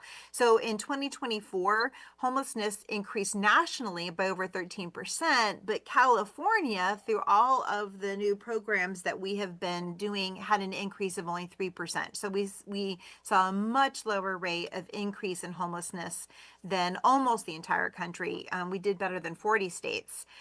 Florida, Texas, New York, Illinois all saw significantly larger percentage, both in the number of people experiencing homelessness as well as in the percentage of their population experiencing homelessness. California also has received the largest reduction in veteran homelessness in the United States, and we've made some meaningful progress in reducing youth homelessness. Again, our numbers show that as well, and we're going to dig into those a little bit more shortly. Go ahead to the next slide, please, Melissa. At a glance, as a whole, this is what we have seen. So these are just tracking for the last 5 years. I don't know if you're able to see my mouse. No, you probably can't because I'm not sharing my screen. But if you look at that third column where it says unsheltered homeless, that's what people tend to think of homelessness. Thank you, Melissa. People tend to think of that as that is the people that are actually on the street. That's what you see when you're walking in the parks and when you see people that are trying to find shelter behind building. The sheltered count, which you'll see is much smaller, that's the programs that we have. That is Hope Center, that's Hamilton Haven. That's the places where we are using homelessness intervention dollars specifically to provide shelter, but they still meet a definition of homelessness. And so when we combine both those people who are in our programs to provide shelter for those experiencing homelessness and those who are truly unhoused, that is what gets to our total number of 362. That's down quite a bit from last year, but again, in the entire state of California, those numbers were down. Some people want to rush to we just missed people and we didn't count them. But I would like to say that some of the homeless interventions that we've been enacting are in fact helping and making a difference. And then we also had an area of the pit count last year where I think the data wasn't completely accurate, and we did a really good job this year of double checking all of our data, not only in terms of the surveys that were done. You'll notice that we have quite a fewer number of observations, right? This year we had 28, last year was 126. So that is a person going into a neighborhood saying, we think all these people are unhoused and experiencing homelessness, but they were actually not necessarily meeting the full definition of HUD's homelessness, which is one of the reasons that we really make every effort to do interviews instead of observations. Okay, let's go on to the next slide. So this is a look overall where we count people who are experiencing homelessness by zip code. So it's not a surprise that the largest population base in the county, with Clear Lake, with a population of 17,000, has the largest number of people experiencing homelessness, although I want to point out it's not the largest percentage per capita. So we did survey in that first column, you see 126 people, but out of a population of 17,000, that's 0.7% per thousand. So you can just kind of get an overview. This means, so take a look also at those zeros. We didn't count anybody in Clear Lake Park, nobody in Cobb, nobody in Findlay, nobody in Glen Haven. And those numbers are traditionally low for us in any event. Lakeport, which specifically, because we have Hamilton Haven, it's worth calling out. You see that 0.71, which is similar to what we see in Clear Lake. But again, that includes not only those people who are experiencing homelessness on the street, but also those who are sheltered homeless. So I think it's worth taking a look at those numbers. Next slide, please. If I may interrupt real quick, Pastor Shannon, those Sure. previous numbers, take it with a certain grain of salt. As you can see, when we looked up each zip code, it does only add up to 62,000. It's the best information that we have, and it's just a good idea to give us a glimpse as to how each individual community is being impacted by this. Can I address something really quick too? Sure. The previous page, you had the sheltered at 66 and the unsheltered at 245. And are those the total numbers of the homeless? Because we had 362, I thought you had mentioned the 245 plus the 66, but you have 362 instead of 311. That's because you also have to add the observations. Okay. Right. So the 362 is including all of the people, whether we did an interview, whether we did an observation, sheltered, unsheltered, it includes all of those categories. But that still only comes to 339. We'll review that. Thank you. Yeah. That's okay. I just wanted to I saw bring that that. too. Okay. Thank you. All right. Okay, next slide. All right. So one of the things that we were asked to look at in particular this year is how we partner with sovereign nations within Lake County to identify how they are experiencing homelessness. And so the numbers that you have here are showing that 45 people answered in the surveys that they are either American Indian or Alaskan Native. Among those, only 17 identified that they're a member of a Lake County tribe. And the reason that we specifically want to call that out is because the tribes, like the rest of Lake, like the county of Lake, the tribes have also done a phenomenal job of trying to end homelessness within their community. So even though there are 45 people who say that they are Native American or Alaskan Indian, only 17 are those things as a member of a Lake County tribe. Big Valley was able to count 12. They counted their members on their tribal lands themselves. This is not us going onto their lands and counting for them, but partnering with them to receive their count. Elam had 2, that's significantly less than last year. Scotts Valley, and again, I think that was an issue of observation. All of those observations last year, a majority of them were at Elam. Scotts Valley had 1, Robinson had 2. Notice that there are absolutely 0 counted for Middletown or Habomatalel. I talked to Moak and I asked him, just at a gut level, do you believe that that is true, that there are 0 people in the Middletown Pomo Rancheria area that are tribal members that are experiencing homelessness? And he said, yeah, I believe that that is true because they have done such an amazing work in terms of getting them housed. So that is true for both Middletown and Habomatalel. You keep going past that picture without at least mentioning something. The COC endured a huge loss. The lady in the middle is Holly Hanna. Unfortunately, she passed recently, and she was not only critical in our PIC count. She was situated in Upper Lake, but also she worked for LCOE and was a great contact for trying to figure out what families and youth are experiencing homelessness. We're trying to refill that gap, but she was absolutely amazing at what she did, and I just can't allow that picture to move on without at least mentioning her and the work that she provided for the COC. Huge loss. Yeah, thank you for that. One thing I'll add too is I know the numbers display that, but I also understand that that you all don't count couch surfing. Yeah. Because I know that number is way higher, but if you don't count couch surfing, that's why the number is what it is, because people will just stay with other folks. Yeah, so for the purposes of the PIC count, we're not allowed to count people who are couch surfing. However, those couch surfing numbers are captured in 2 other ways.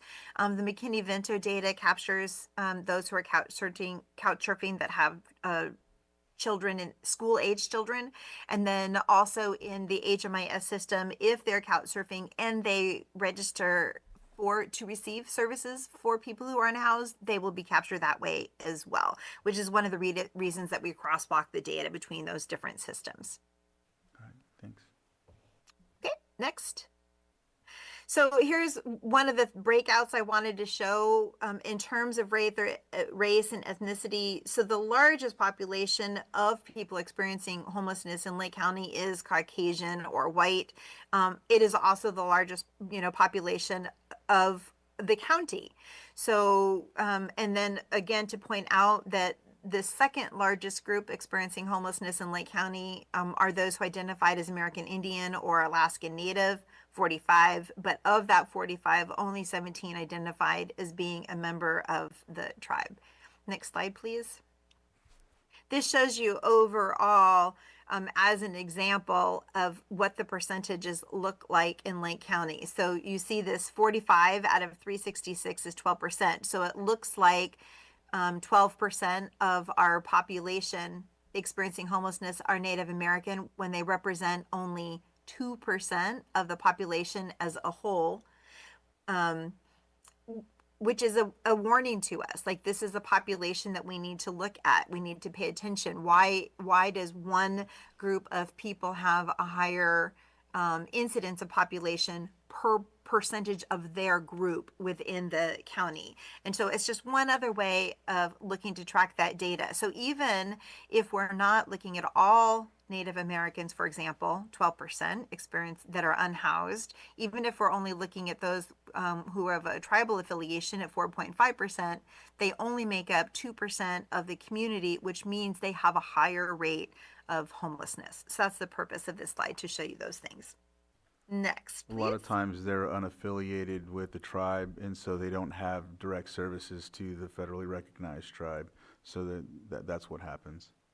Right. And or they are affiliated, they're just not affiliated with a local tribe, right? There are people who, when we ask them the questions more in depth, they'll say that they are members of other tribes that are not physically located in Lake County, but that is their affiliation. Right. So all of those things play into that. This year, we did make an intentional effort not only to count our veterans that are unhoused, but to partner with veteran social service supports that already exist in the county. And so this is, and so they added for the first year ever Frick Hall as a site for the pit count, where people could go and be interviewed by other veterans rather than random volunteers that are outgoing if they chose to do that.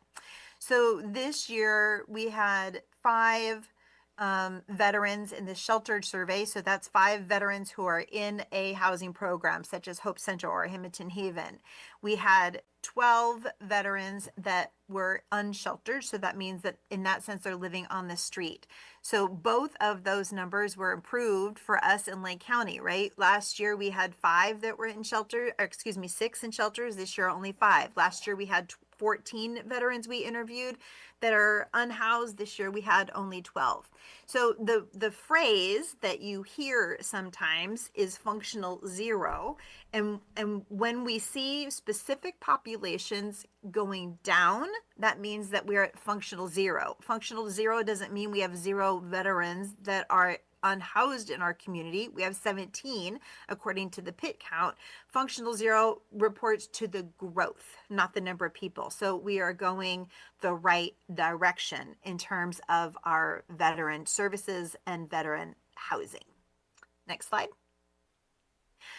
So this, I don't particularly think this data gives us a huge amount of information in terms of our programs, except to say that as expected, and again, consistent with the state of California, we have a lower population of women that are unhoused than we do men. Typically, that's because it is easier for women to get friends to house them. In general, when we interview folks, that's sort of the theme that we hear. Again, consistent with the state of California, our highest population experiencing homelessness is between that 25 and 64 age group. We're always particularly worried about that higher end, the 26 folks that you see in the 65 plus group. That says to us that we really need to be looking at some kind of intervention that is specifically targeted for people that are senior citizens. And these specific numbers, when we have the ages, they are based on the interviews, not the observations. And the interviews are really where we get our most relevant data, because it tells us more to what their experience is rather than us guessing what we think their experience is. The next slide looks at mental health data, which I'm sure you'll be interested in based on the previous agenda item today. 82 of the adults that were interviewed said self-identified as having a serious mental illness when it was framed as a question around mental illness. 57 identified that they have a significant substance abuse disorder. 5 said that they had AIDS. 37 said that they were adult survivors of domestic violence. Now, take a look, contrast those numbers up top with the numbers that you see below. So 82 versus 119. What is the difference between those? The 82 is those who self-identified as having a serious mental illness, but that 119 is contrasting that same population with people that are registered for services within HMIS, and we know that it's higher. So we have 119 of the folks that were interviewed that did not identify as having mental illness but are receiving services. So that's not too much of a disparity when you consider that a stranger is interviewing them asking, do you have a mental illness? 82 said yes, but 119 are actually receiving services. Same thing in terms of the substance use disorder, although you'll notice that that's much closer. 57 during the interview said that they have a substance use disorder, and we show that were interviewed in the PIT count, of those interviewed in the PIT count, also registered to receive services in HMIS. It's a fairly close number, 57 to 68. How many folks have HIV/AIDS? 5 said they did during the interview. 9 in HMIS are receiving services. And then the domestic violence number, and this is intriguing to me, is exact. 37 both in the PIT count and in our HMIS data. And just want to add real quick, HMIS is the Homeless Management Information System that is utilized by all of the agencies that are partners with the COC. And that includes our Lake County Department, Social Services and Behavioral Health, so that we can identify those that require the services and we can go ahead and refer them as best as possible. Great, thank you for that, Bruno. Go ahead to the next slide. In 2018, we made a change in how we did the PIT count. And in 2019, as a result of that, we were lifted up. We, Lake County, were lifted up as a community of best practice in terms of the PIT count. And the change that we made in specific was that every year we go to the trouble of having all of these volunteers go out and do these interviews. So we decided that we would start asking questions that are unique to Lake County. So we'll gather all the data that the federal government requires of us, but we're also going to include questions that are unique to the population, that are residents here, that are our neighbors. Now, we did have one technical glitch in that this year, in that the unique to Lake County questions did not populate in the sheltered survey. So this is not the full 362, it's the 242 who are unhoused, not in a shelter program like Hope Center or Hamilton Haven. So this only refers to those 242.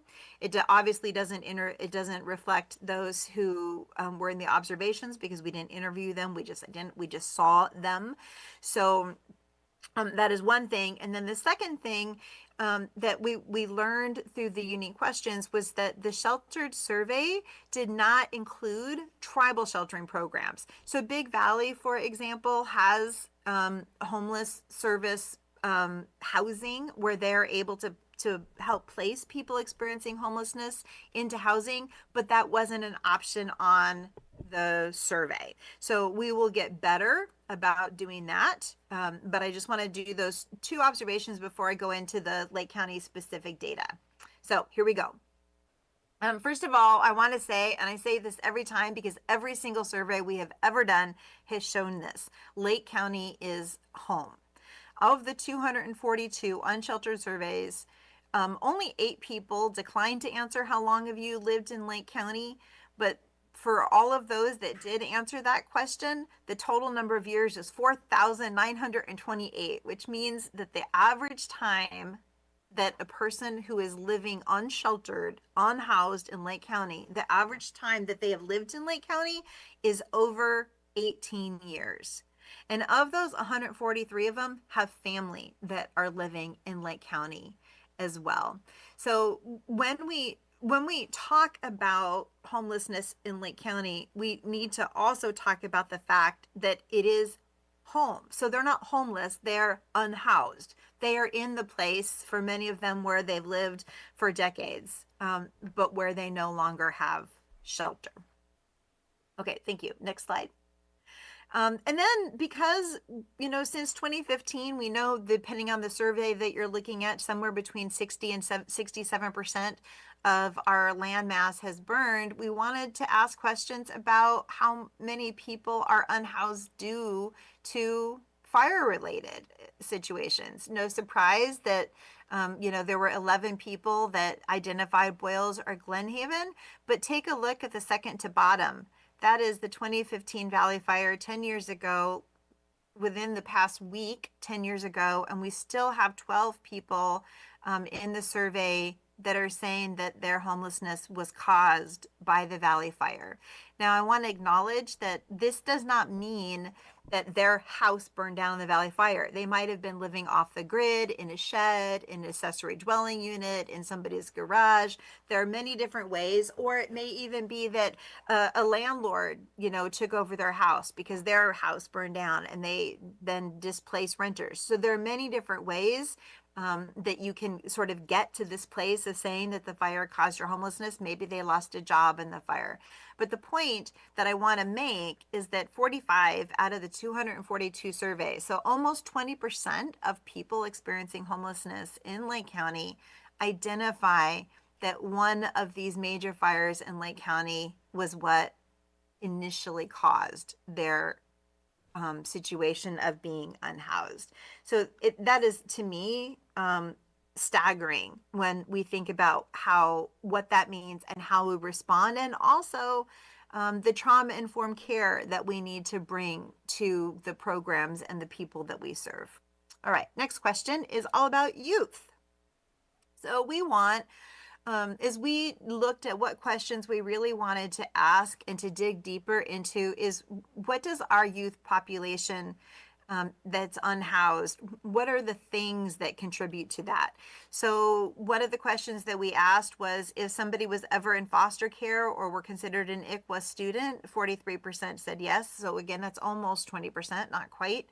Do you believe that you're experiencing homelessness due to aging out of the foster care system? 7 said that the direct reason for their being unhoused right now was because they aged out of foster care. Of those who said that they were homeless, we asked if they had an experience of homelessness as a youth. 20 of those said yes, they did.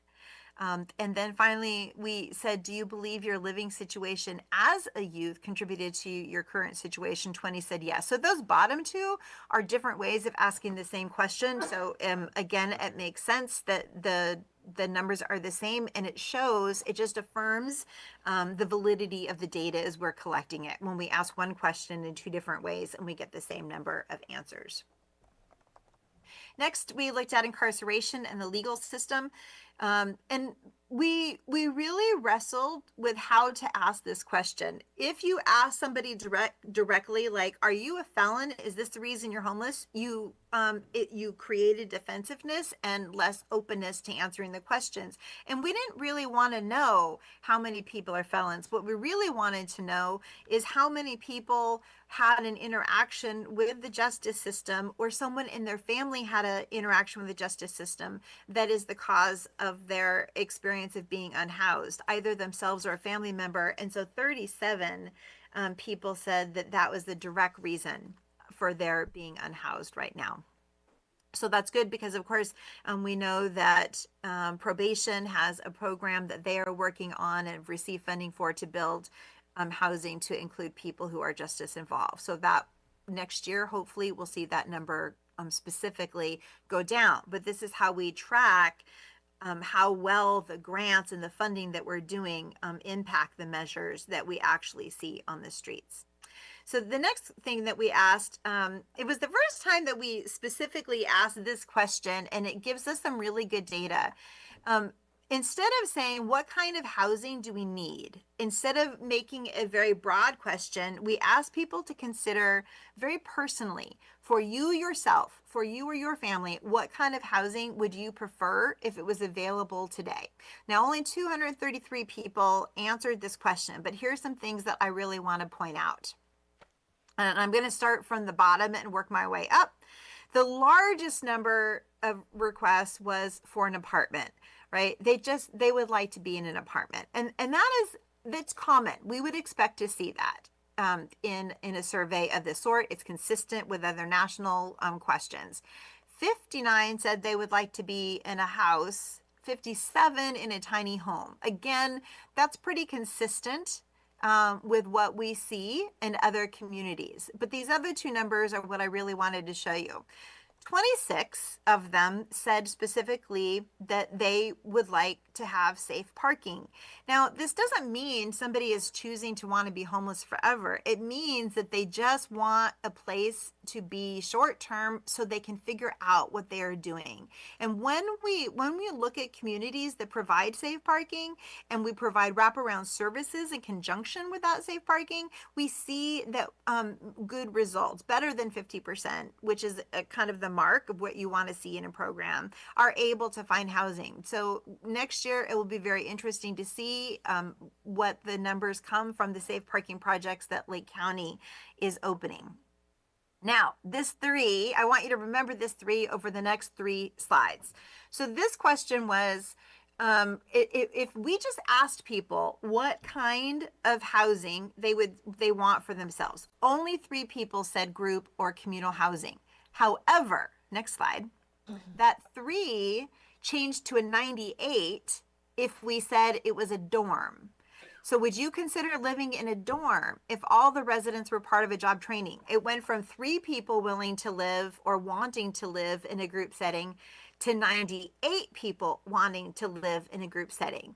When we added specific training programs or workforce development, that 3 went from 3 to 98 to 143. That is more than a third of the people that completed this interview. And so we took a look at what kinds of group housing specifically connected with job training or education were the most sought after for people. And you'll see that while housing for education, I mean, we know that students want dorms. That was the second highest that we would expect to see. But the highest number was actually construction.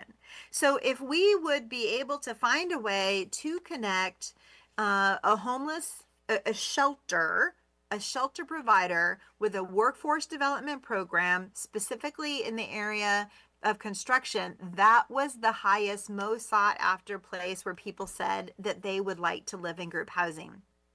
And then, of course, second, as I already talked about, education dorms. But then also take a look at the landscaping. You know, it's also a significant number, not as high as the construction was.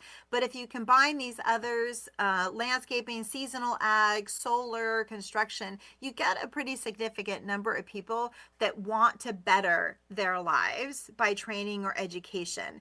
The advantage of joining a shelter program with workforce development is they not only get the tools that they need in terms of the shelter, but they get the tools they need to then go on to independent shelter and affordable jobs. So that was the first time we've actually connected this data in those ways. This next question is also the first time that we asked it because we go into grant writing often in terms of homeless prevention programs, assuming that they cannot pay anything.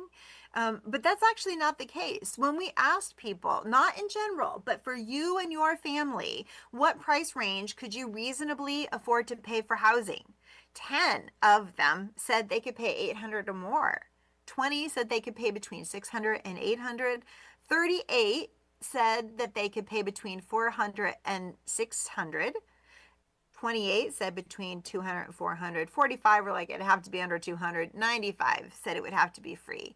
So when you look at this, it can also give us an idea that having fee-based shelter could be a good way for us to have sustainable programs for people who are currently unhoused. And again, this is the first time that we've ever asked these questions, so it will be interesting to track how this changes at the next pit count, which hard to believe, but is only 4 months away. Okay, next slide. This is the one that everybody really wants to know. They're like, how many people would you say are unhoused in terms of the pit? And at the end of the day, the number is 362. Now, is that a perfect number? No. Is it accurate? Probably not, because this is just an observation and interviews on 1 day at a time, and you can miss anybody on 1 day of time. And by the way, people that are unhoused do a really good job of hiding. That's how they survive. It's a good survival tactic. So, but this is the number that we're working with for this year. I think that it's fairly consistent with the overall trends that we see in the state of California. And it will be really interesting to take some of these unique questions that we started this year for the first time and see how they change next year. So that is our overall report. Any questions? Go ahead. Yeah, thank you very much, Pastor Shannon, for providing that presentation. I want to add a couple of things. Number one, Melissa, let's make sure and check the 362, if it's supposed to be 339 or 362. We do have a town hall on a discussion on homelessness coming up on Wednesday, September 24th at 5:30 p.m. at Supervisors. We will be providing some of that information as well as a whole lot more to really broaden the scope of the discussion about what we've been doing and what we plan on doing, and also to hear from the public in general. I want to talk about a issue that we had in doing the pit count. We had a rough conversation about probation, a very real conversation about probation participating in the pit count. There were some that felt that it was inappropriate, and there was others who felt it was absolutely appropriate. Probation did take part in the pit count. I tried to be very firm that I think that probation does a fabulous job in the work that they do, and that they have changed their philosophy and how they approach things, and that they are absolutely a key partner to the work that we do, especially seeing the numbers of folks that have dealt with incarceration in the past. And we know that about 30% of those that are on probation currently are dealing with homelessness as well. An interesting scenario happened. I don't remember if it was Nice or Upper Lake. I think it was in Nice, where probation was matched up with a lived experience individual who was at Hope Center at the time. His name is Robert Sexton. Sorry, Robert, I didn't tell you that I was going to talk about you today. And he was currently at that point in time on probation. They worked fantastically together. They did a great job up in Nice in being able to find the encampments and talk to people and do the interviews. It was awkward at first, but it ended up in a relationship building type of exercise that would not have occurred in any other way. And I think that's why we want probation to be a part of it. It's about building relationships. It's not about separate boxes and authority versus not authority. It's about working together and collaborating. In fact, Robert has graduated from his Hope Center situation and then now lives in a home and is moving forward and is going to school at Woodland Community College. But I just want to talk about that there have been some difficult conversations regarding how to do the pit count. I think it's mostly we, think that we did what was the right thing to do. Probation is an absolutely great partner and needs to continue to participate as they have in the past and will continue in the future. And just my last comment, couple thank yous. Pastor Shannon, I know I twisted your arm. We lost our pit count chair from the continuum of care. Asked her if she would be able to take that over, and she said yes, and did a bang-up job of organizing and putting together the pit count. And my last comment is I can't say thank you without also thanking the behavioral health staff that really does all the work in the background, and that's Melissa Kopf and Scott Abbott.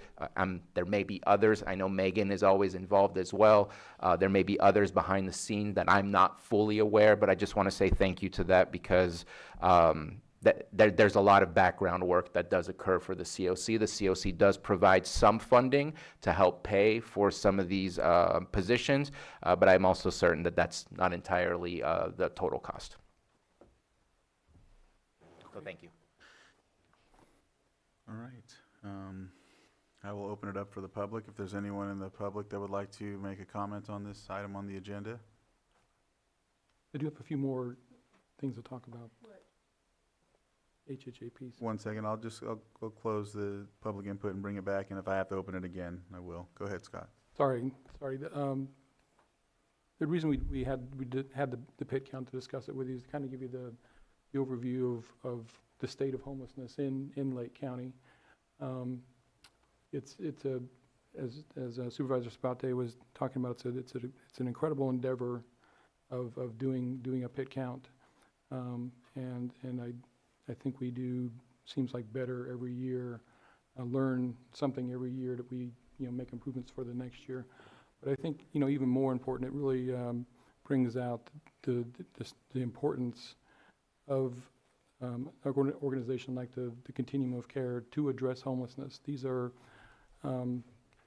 real people. They're not, although we have some numbers, these are real people with real stories and real tragedies, and our most vulnerable folks of Lake County. And so I'm super glad and proud that this community recognizes that, this board recognizes that, and wants to continue to try and solve homelessness in our county. An organization like the COC, I don't want to talk a lot about it. There is a nice article in the Record B today about the Continuum of Care, if you want to find out more information. But just real quickly, what it does do, one of the main things besides the pit count, is obtaining grants, state grants, federal grants, and then taking that funding, and based on things like the pit count and feedback that we receive from the community, is determine what are the best uses and best needs that we can do with the funding that we have.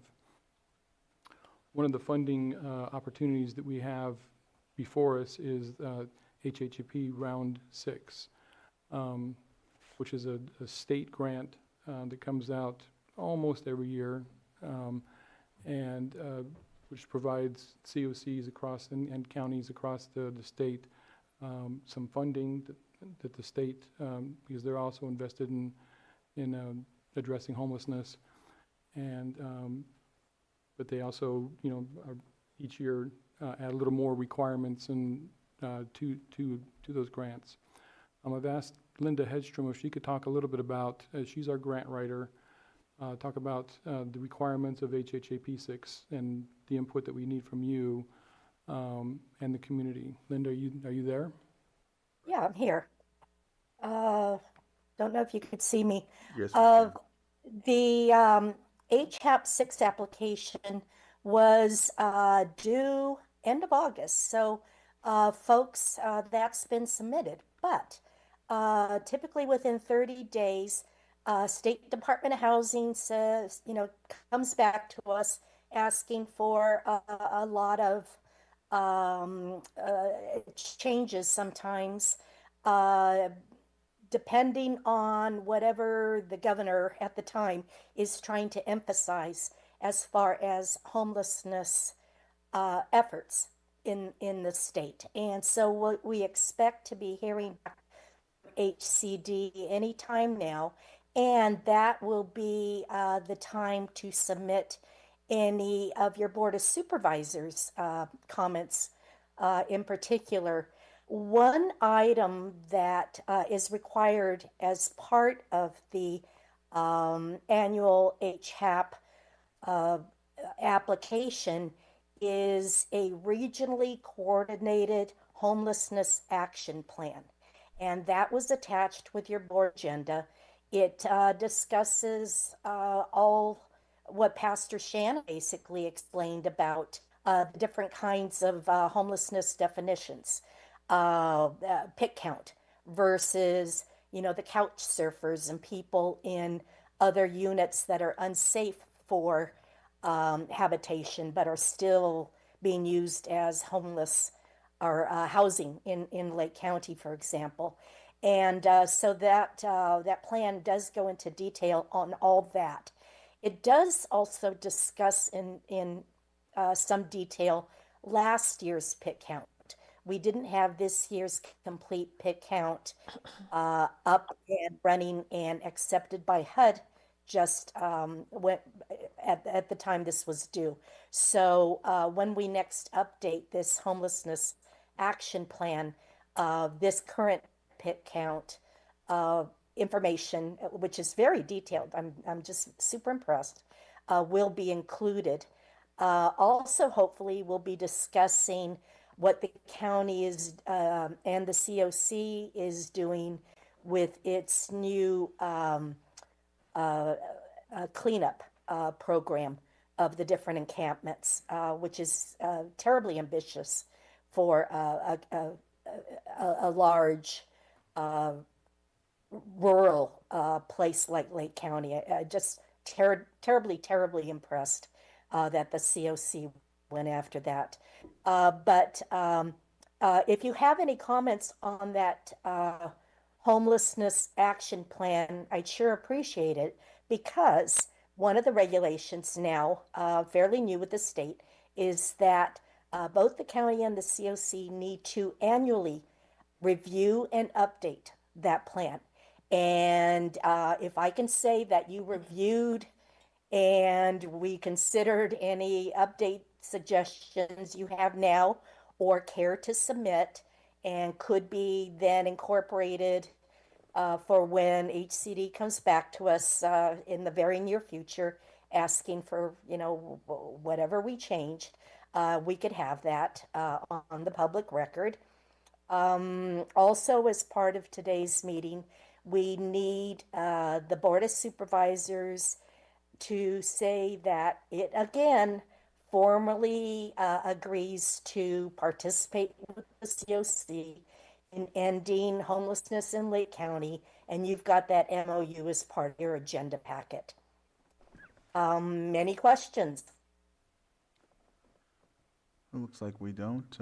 Thank you for that. It looks like, Shannon, you have your hand up. Go ahead. Not a question, but I remembered what the issue of the 362 is. The number is 362, but the interviews represent households. So just because one person is interviewed doesn't mean they count as one person. They might count as three, because we only interview one person per household. So the total number of people is 362, but the interviews represent households. So for example, we wouldn't interview a child. They would be counted with a parent. Thank you for that. Supervisor Sabatier? Just, again, sharing appreciation. I know that Linda works hard for the COC as far as all of our grant applications. Nothing that we do would be possible without the grant funding that we receive. So always appreciate your help in getting us the funding we need. All right. Thank you. There's not anything else. I think we are at a... Lloyd? Good? There's just on the memo, there is a recommended action for you. Yeah, MOU. Is that what it is?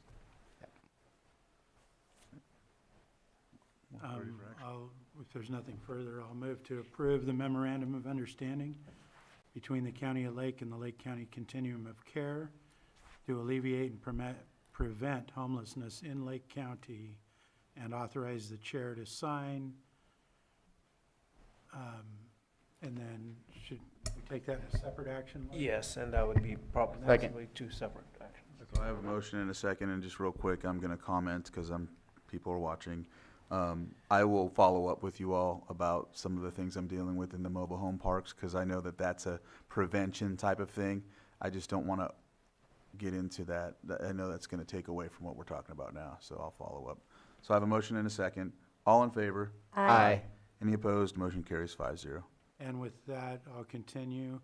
I'll move to approve budget of HHAP-6 application to the California Department of Housing and Community Services.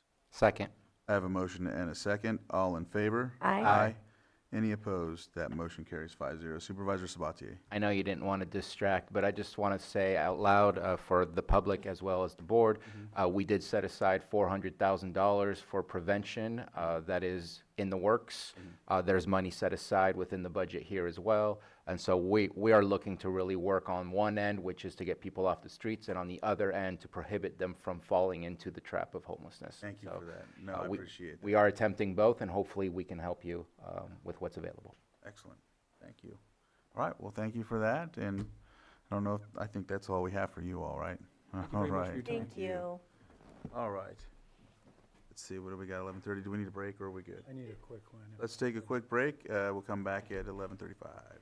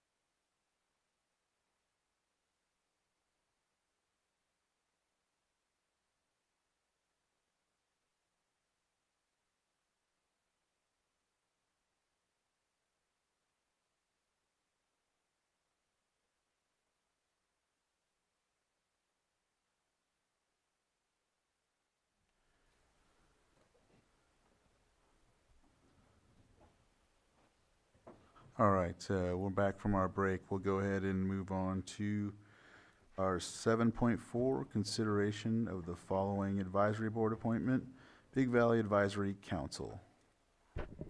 Yeah, I can start that. So we appointed earlier this year Sydney Gibbardson as an alternate. And actually, since that appointment months ago, she's been serving as basically a member because we've been short. We've had some resignations. So this request is to reappoint her as a regular member, not an alternate, so that then later we can move on to recruit the other vacant positions. Okay. All right, any comments from the board? Not hearing any, I'll open it up for the public. It's for the Big Valley. All right, we'll close public comment and bring it back to the board. And I'll move that we appoint Sydney Gibbardson as a regular member of the Big Valley Advisory Council. Second. I have a motion and a second. All in favor? Aye. Any opposed? That motion carries 5-0. Should I do 5 or 6, 7.5 or 6? Why don't we do 7-6? All right, we'll go on to 7.6, consideration of A, waive the formal bidding process pursuant to County Ordinance 3137, Section 28.2 due to 38.2-2 not in the public interest, and B, contract between County of Lake and North Coast Opportunities for Stage 1 childcare services in the amount of $1,100,000 per fiscal year from May 1st, 2025 to June 30th, 2026, and authorize the chair to sign. Social Services Director Rachel Dillman Parsons is here to represent. Good morning, Board, and if you have any questions I cannot address, we also have Melinda Lahr, my Deputy Director, on the Zoom. So NCO is the state's contracted alternative payment program provider, so they are a sole source for these services and therefore exempt from the competitive bidding process. These services are fully state and federally funded, and they are based on the actual expenses. There's no cap, so whatever it costs is what we're able to draw down. And you may have noted the odd start date on the contract. That is because there are some unreimbursed expenses as of yet for May and June. Like I said, we can pull those down from the state. We just need it to be part of the contract so that we can pay NCO. Any questions? Supervisor Sabatier? Yeah, just a couple of questions. A concern that I had, and I don't know if there's anybody from the Auditor Controller's Office on line right now, but the fact that we're so deep into September and we're looking to pay stuff from the previous fiscal year, I just want to make sure, because those things throw red flags in our single audit that make us look like we're doing weird accounting stuff. Sure. So I just want to make sure that that's appropriate, or if we need to split it into May 1st to June 30th and deal with that separately, and then July 1st to June 30th. Sure. I'd like to see if there's a way to get an answer to that. And also, not concerned, but on the compensation, it does say 1.1 million per fiscal year, and this is a 2 fiscal year contract. So wondering if we can maybe just cut out the per fiscal year, because I assume it's a $1.1 million from May 1st to June 30th, 2026. No, it is intended to be 2 fiscal years so that we can pay through June 30th of 2025 what is owed to them for services delivered, and then restart June 30th, 2025. So this is potentially a 2.2 million? Correct. Okay, I'd misunderstood that. How much is owed for May and June? I don't know off the top of my head. Melinda, if she's in the Zoom, needs to be let in, and then it would be Melinda Lahr. She should be able to answer for us. I currently do not have that number in front of me, and I will get that ASAP. Okay, well, maybe we need to bring this item back then to answer your questions, because I know it was approved by County Council, but I do not know that we consulted with the auditor. I think my main issue is the auditor one for the May 1st, just because I've seen us in the past having to go backwards and say that we're now going back to a previous fiscal year. So just the rest, as far as what is owed and the 1.1 per, if it's already coming from the state as a pass-through, I'm good to go. Yeah, we we have to figure out some way to pay them because they've delivered the services. Just the question is how to put it in a contract. So I will clarify that with the auditor, and we will bring this back to you. Susan? Yes, thank you, Chair. The auditor's office is at a conference this week, so you might have a challenge getting a hold of her. Okay, noted. All right. So I will withdraw this item and bring it back to you at a later time. Oh, okay. Is that what we're gonna do? All right. Okay. All right, thank you. you. Well, should I open to the public first? Open it up to the public in case someone wants to comment on this item. I'll bring it back to the board and we will continue this to a later date to be determined. Thank you. 7.5, all right. Consideration of the Consideration of the First Amendment to Commercial Lease Agreement between the County of Lake and Lakeport Plaza LLC for office space at 55 First Street, Lakeport, California. Public Defender, Director Ray Buenaventura. Yes, good morning, Mr. Chair. Thank you, members of the board, for having me up here by Zoom today. I hope you got my email. I have had a COVID outbreak with my staff. 4 members of my office have been infected, so I didn't want to take a chance in coming to your meeting. But I want to thank you, Mr. Chair, for putting this item on your agenda. I want you to know that I don't take this lightly. In fact, this is a serious concern to me, serious enough that I'm asking for you to consider this item yet again. It was clear to me at the last meeting, and you spoke very clear, and I understand your clear direction was that you were not interested in spending a lot of money on this request for our transition to the second floor. Again, we are both on the second floor and the third floor of this building. The third floor is occupied solely by my administrative staff, which consists of at least 4 people. So the request is to move all of them, and actually there's going to be an accountant, so that's 5, down to the second floor. And I thought it would be helpful if I showed you a graphic and as well as a video of my request. But before I do that, I want you to just understand what I've done since our last meeting.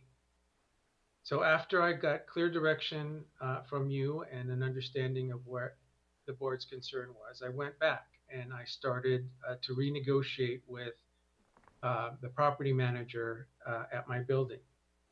The result is that we were able to obtain what I think is a substantially changed proposal. The initial proposal called for an increase in the rent.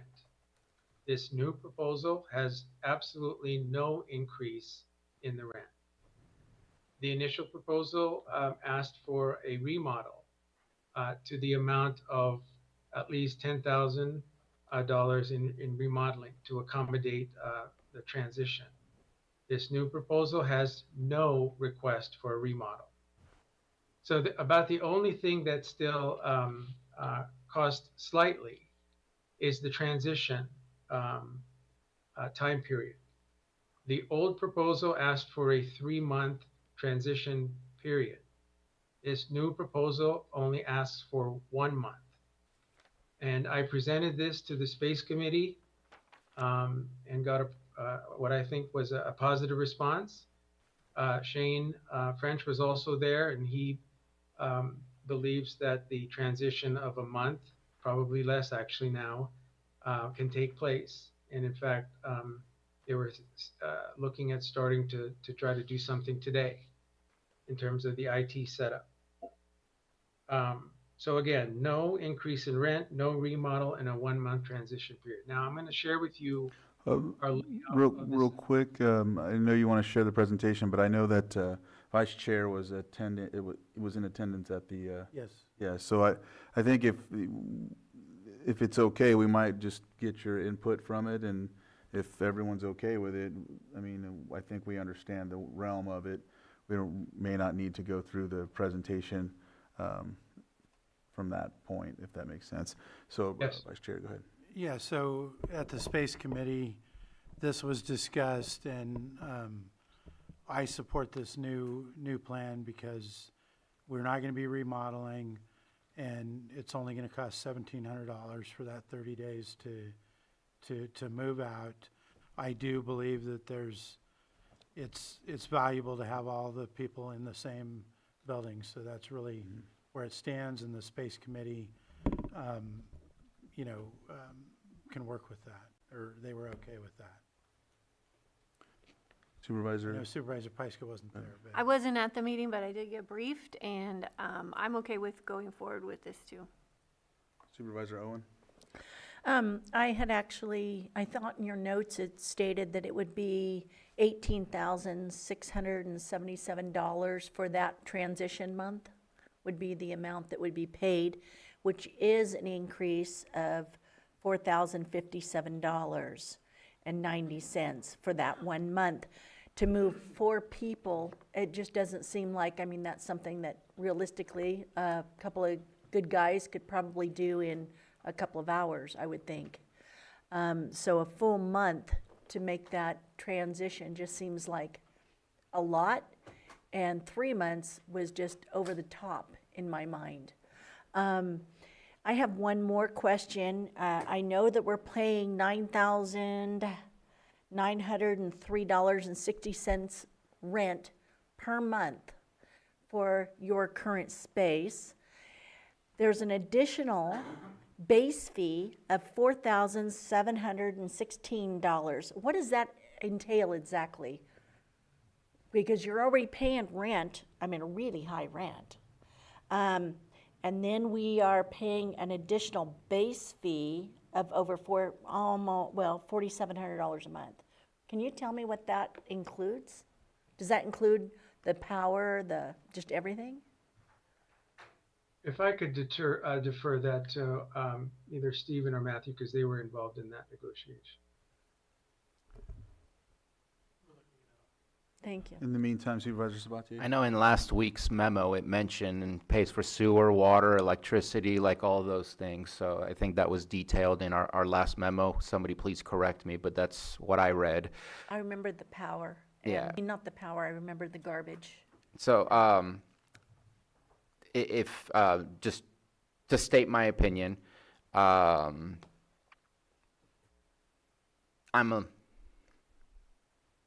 thought I heard a different direction from the board, which was we have a lot of moving parts. We have a lot of discussions. I felt slightly awkward that this was back on the agenda. I understand the needs, but we also have other folks who have needs who are patiently waiting as well.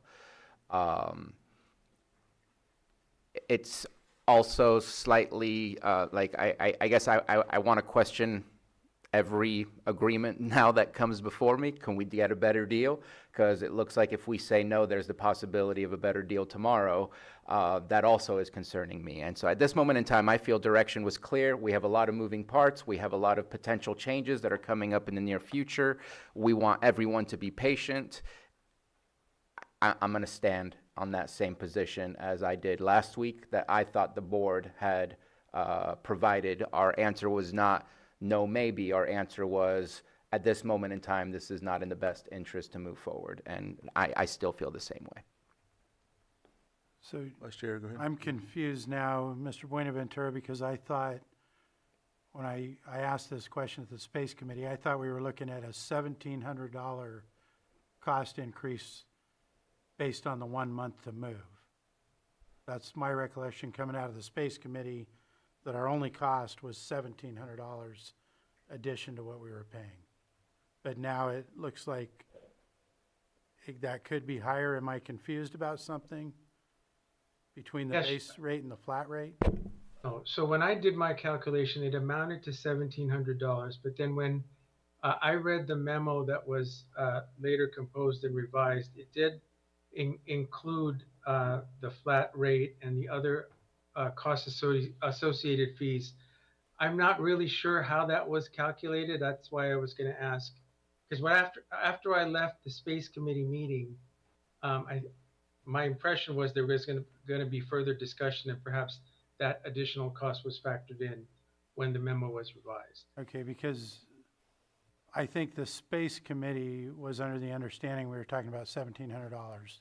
When that meeting closed that day, I left there because I believe I asked a question just confirming we're looking at $1,700 total cost to us for this 30 days. And I think that's what was on the table at the Space Committee. So if that's not the amount, then the other folks on the committee don't know that.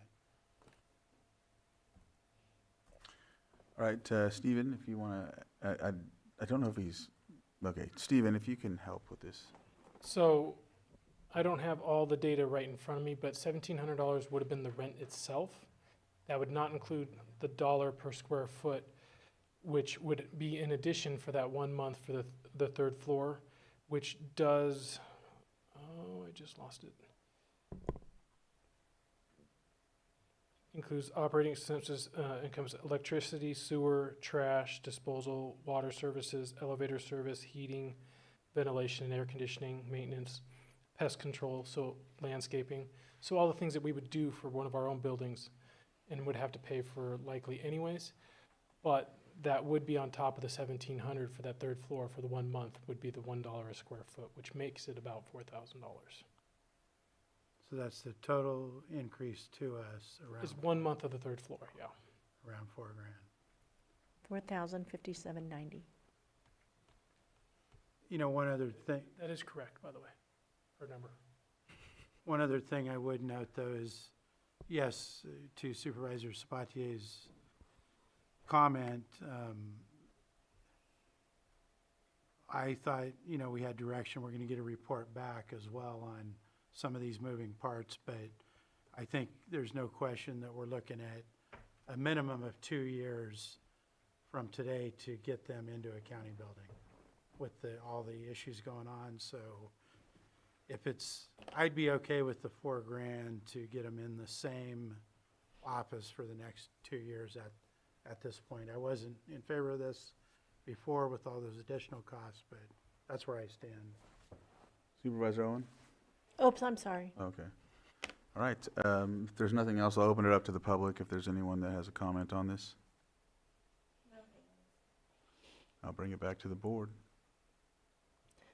I was in favor of it last time. I understand how important it is for this department to succeed. I'm glad that we were able to come back and look at another avenue. So what I mean by that is, I don't want to kill the momentum of where we're going. I've been in a couple of court sessions and watched some of the folks work, and I just know that in a more efficient work set, I think it would help tremendously for this department to succeed. So I'm good with this. If there's nothing further, I'll move to approve the First Amendment to commercial lease agreement between the County of Lake and Lakeport Plaza LLC for office space at 55 First Street, Lakeport. Second. I have a motion and a second. All in favor? Aye. Those opposed? Nay. Motion carries 3-2. All right. Thank you. Thank you for that. Thank you. Yeah, no problem. All right. Next, we have our calendars. So who'd like to start? Oh, shoot, I'll go. Go ahead. I'll try to be quick. I had Scotts Valley Advisory Committee meeting last night, City Council tonight. I'll be covering for Supervisor Pyska at LAFCO tomorrow. And then I also have to get back here. I'm going to do office hours with Congressman Thompson's office at the Land Trust office. And then I have a city school collaboration meeting. On the 18th, I'll have EMCC meeting. I'm also going to attend the Fish and Wildlife Advisory Committee meeting. I'm going to attend the Pomo Gallery opening on Friday night. On Saturday, I'm going to attend the Sheriff's Activities League benefit breakfast. I'm going to be involved in the coastal cleanup out at the Highland Springs area that Saturday as well. Then I'm going to attend the Wine Alliance auction event at Canocti Harbor. On Monday, I'll have a meeting with Lakeport Mayor Costa. On Friday, I'm going to go to the Coal Creek Collaborative. Not sure if you'll be tied up still, but then I just wanted to mention today's National Voter Registration Day for the public. Get out and register or update your registration. And then there's a veteran stand down. I won't be able to go, but it's on the 18th in Clear Lake. And that's it. Thank you. Supervisor Pyska. Yep, I'll go. Yeah, last week it was a really great summit at After the Fire USA. And then I just want to thank everybody for coming out to all of the Valley Fire commemorating events. They were really wonderful over the weekend. Tomorrow or today, as soon as this meeting's over, I'm driving up to Tahoe for the RCRC conference, and I'm going to leave early Thursday afternoon because I have to be in Sacramento for a CalFrame meeting for biomass, so I will not be able to make the, thank you for covering me on all of these things this week, 'cause there's a lot going on. I'll miss Coal Creek, but I'm glad that you'll be there. I will come in just in the nick of time for our Workforce Alliance of the North Bay meeting at 3 o'clock. And then I've got a home football game I'm going to go to in Middletown. And then wine auction Saturday night. And Monday I will have my meeting with CAO Parker. All right. Okay. Let me see, I wanted to apologize for not making the Valley Fire commemoration on the 12th. I actually ended up having a lot of people showing up that were unexpected. For some reason, I have a lot of constituents that just pull into the ranch and knock on my door. I'm gonna have to do something about that. Oh, yeah. Lock the gate. It's locked, they just seem to know the code. And then I did have our 6th rodeo on that evening. We have a Middletown rodeo series that I've been putting on for about 23, 24 years. And we had our 6th of the 7 that we will be having. And so that was Friday night. It was a well-attended, probably 150 plus people. So that was a lot of fun. I love watching the kids. We have one more in October, and don't ask me what day. I think it's the 3rd, but I will check. Anyway, it's free to come and watch. We had our Valley Fire commemoration, which was well attended on Saturday at the Middletown Park there by the library. And one of the people I really feel bad that I didn't mention, there was a number of people, there's no way to mention a thank you to everybody that you need to, but there was one person that was overlooked that I really felt bad afterwards when I realized, and that was Rob Brown. He did a tremendous amount as supervisor at that time for both District 5 and District 1. So I'm saying thank you to him right now. Let me see, today we have the meeting. Tomorrow evening I have the Lower Lake Action Dinner. I was supposed to also go to a Hidden Valley Lake Safety meeting. I just got a note a little while ago that has been postponed. I have Calliope Water and something else on Thursday. And I'm hoping Friday I've been trying to get with Pawan for a few weeks now with Water Resources to check out the Hidden Valley Lake levee along that area. So I'm hoping to make that happen this week. If not, we'll do it next week. Let me see. Oh, one more new thing that I wanted to bring up. I have been trying to get a big bass tournament going here in Lake County, as we are the bass capital. And I was able to speak with Skeeter Reese today. We've been playing phone tag for a little bit, back and forth. He is wanting to put one on here with Bass Pro in, I think it's the last weekend of June in 2026. So I'm going to be seeing who I have to work with on that. I spoke with Mr. Rasmussen earlier today, And, but that would be kind of a cool, it would be the largest bass tournament on the West Coast. So, pretty exciting stuff. All right, thank you. Supervisor Sabatier? So this week is pretty jam-packed. I have a LAFCO meeting tomorrow at 9:30. If I have time, I'm going to go to the NACO Arts Council. The COC has an interfaith group, and then we'll be having a luncheon where there's a gathering of all the faith leaders. After that, there's an AVA meeting that will be happening in the city of Clear Lake. And then a meeting with the Lake County Fire Protection District and our treasurer, tax collector, to discuss some items. On Thursday, start off with the judge's breakfast, and I have an interfacility transfer meeting, an EMCC meeting.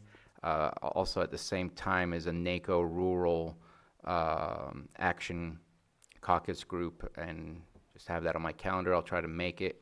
Not sure. We'll see about the EMCC. As Vice Chair Rasmussen mentioned, I'll be going to the stand down that's happening over in the American Legion in Clear Lake. The Lake County Continuum of Care performance review, getting ready to start doing our every 6-month evaluation of our contracts. And then later on, it'll be our last Lake County Continuum of Care strategic planning for the September 24th Town Hall that will be happening at Soparis. Later on that night, Clear Lake City Council. Meeting with Jay Murdoch on Friday. Him and I will be hosting together the Town Hall, and just wanted to make sure that we are prepared for how our back and forth will happen with our presentation. Later that afternoon, the Workforce Alliance of North Bay Governing Board meeting will occur here, and then looks like now I'm going across the street to the Courthouse Museum at 5 o'clock to check out the new Pomo Gallery. And on Monday, I don't even know what this is. Oh, it's Lake County Community Foundation and Lake County Behavioral Health for the Continuum of Care funding. We'll continue those conversations. Later on that morning, I'm going to meet with, I think his last name is Carmen? Supervisor Grant. I didn't really need to know his last name, from Glenn County. He's looking to become one of our rural caucus leaders in CSAC, and invited him to come and check out Lake County and learn a little bit about who we are. Also have an Encampment Resolution Fund meeting happening as well, meeting with our CAO, and later that afternoon, again for the Continuum of Care, I'll be going to Hope Center where the Lived Experience group will be having their meeting, and be back here on Tuesday for our Board of Supervisors meeting. All right. So I'll start off with this weekend. We had a dump day at Upper Lake Park. It went pretty well. It was really attended heavily. A lot of folks came through about 2 or 3 times. Really glad to have one. So now we've had one in each of our towns in the North Shore, and I'm sure that the others are going to have some as well. I know that the cow recycle is going to keep continuing on. I'm not sure about this year, but for sure next year they're gonna continue around the lake. So just throwing that out there. So I'll be waiting for the amount of garbage that was collected, and I'll be letting you all know at the next calendar for sure, or thereafter. So tonight I'll be traveling to Rural County Representatives of California annual meeting in Placer County. And then I know for sure that there is a Worth meeting on Wednesday. I'm not sure if I have to zoom in, I will be, but if I may miss it. But apparently, Sonoma Clean Power is going to be there, so it might be a full agenda. Let's see, and then I know I have Law Library as well, and that's on Thursday at noon. So I'll probably be able to mix that in as well. So then Friday is the RCRC meeting. Then there's the Golden State Finance Authority meeting and Golden State Connect meeting. And then back here, and then I'll be traveling back Friday. I'll be back here Monday with the CAO Parker, and then back here for the meeting on Tuesday. With that, we'll go into closed session. Closed session items 8.1. There we go. Public employee evaluation, special districts administrator, and then 8.2. Conference with legal counsel, significant exposure to litigation pursuant to Government Code Section 54956.9 D2 E1, two potential cases. With that, we'll go into closed session. Thank you.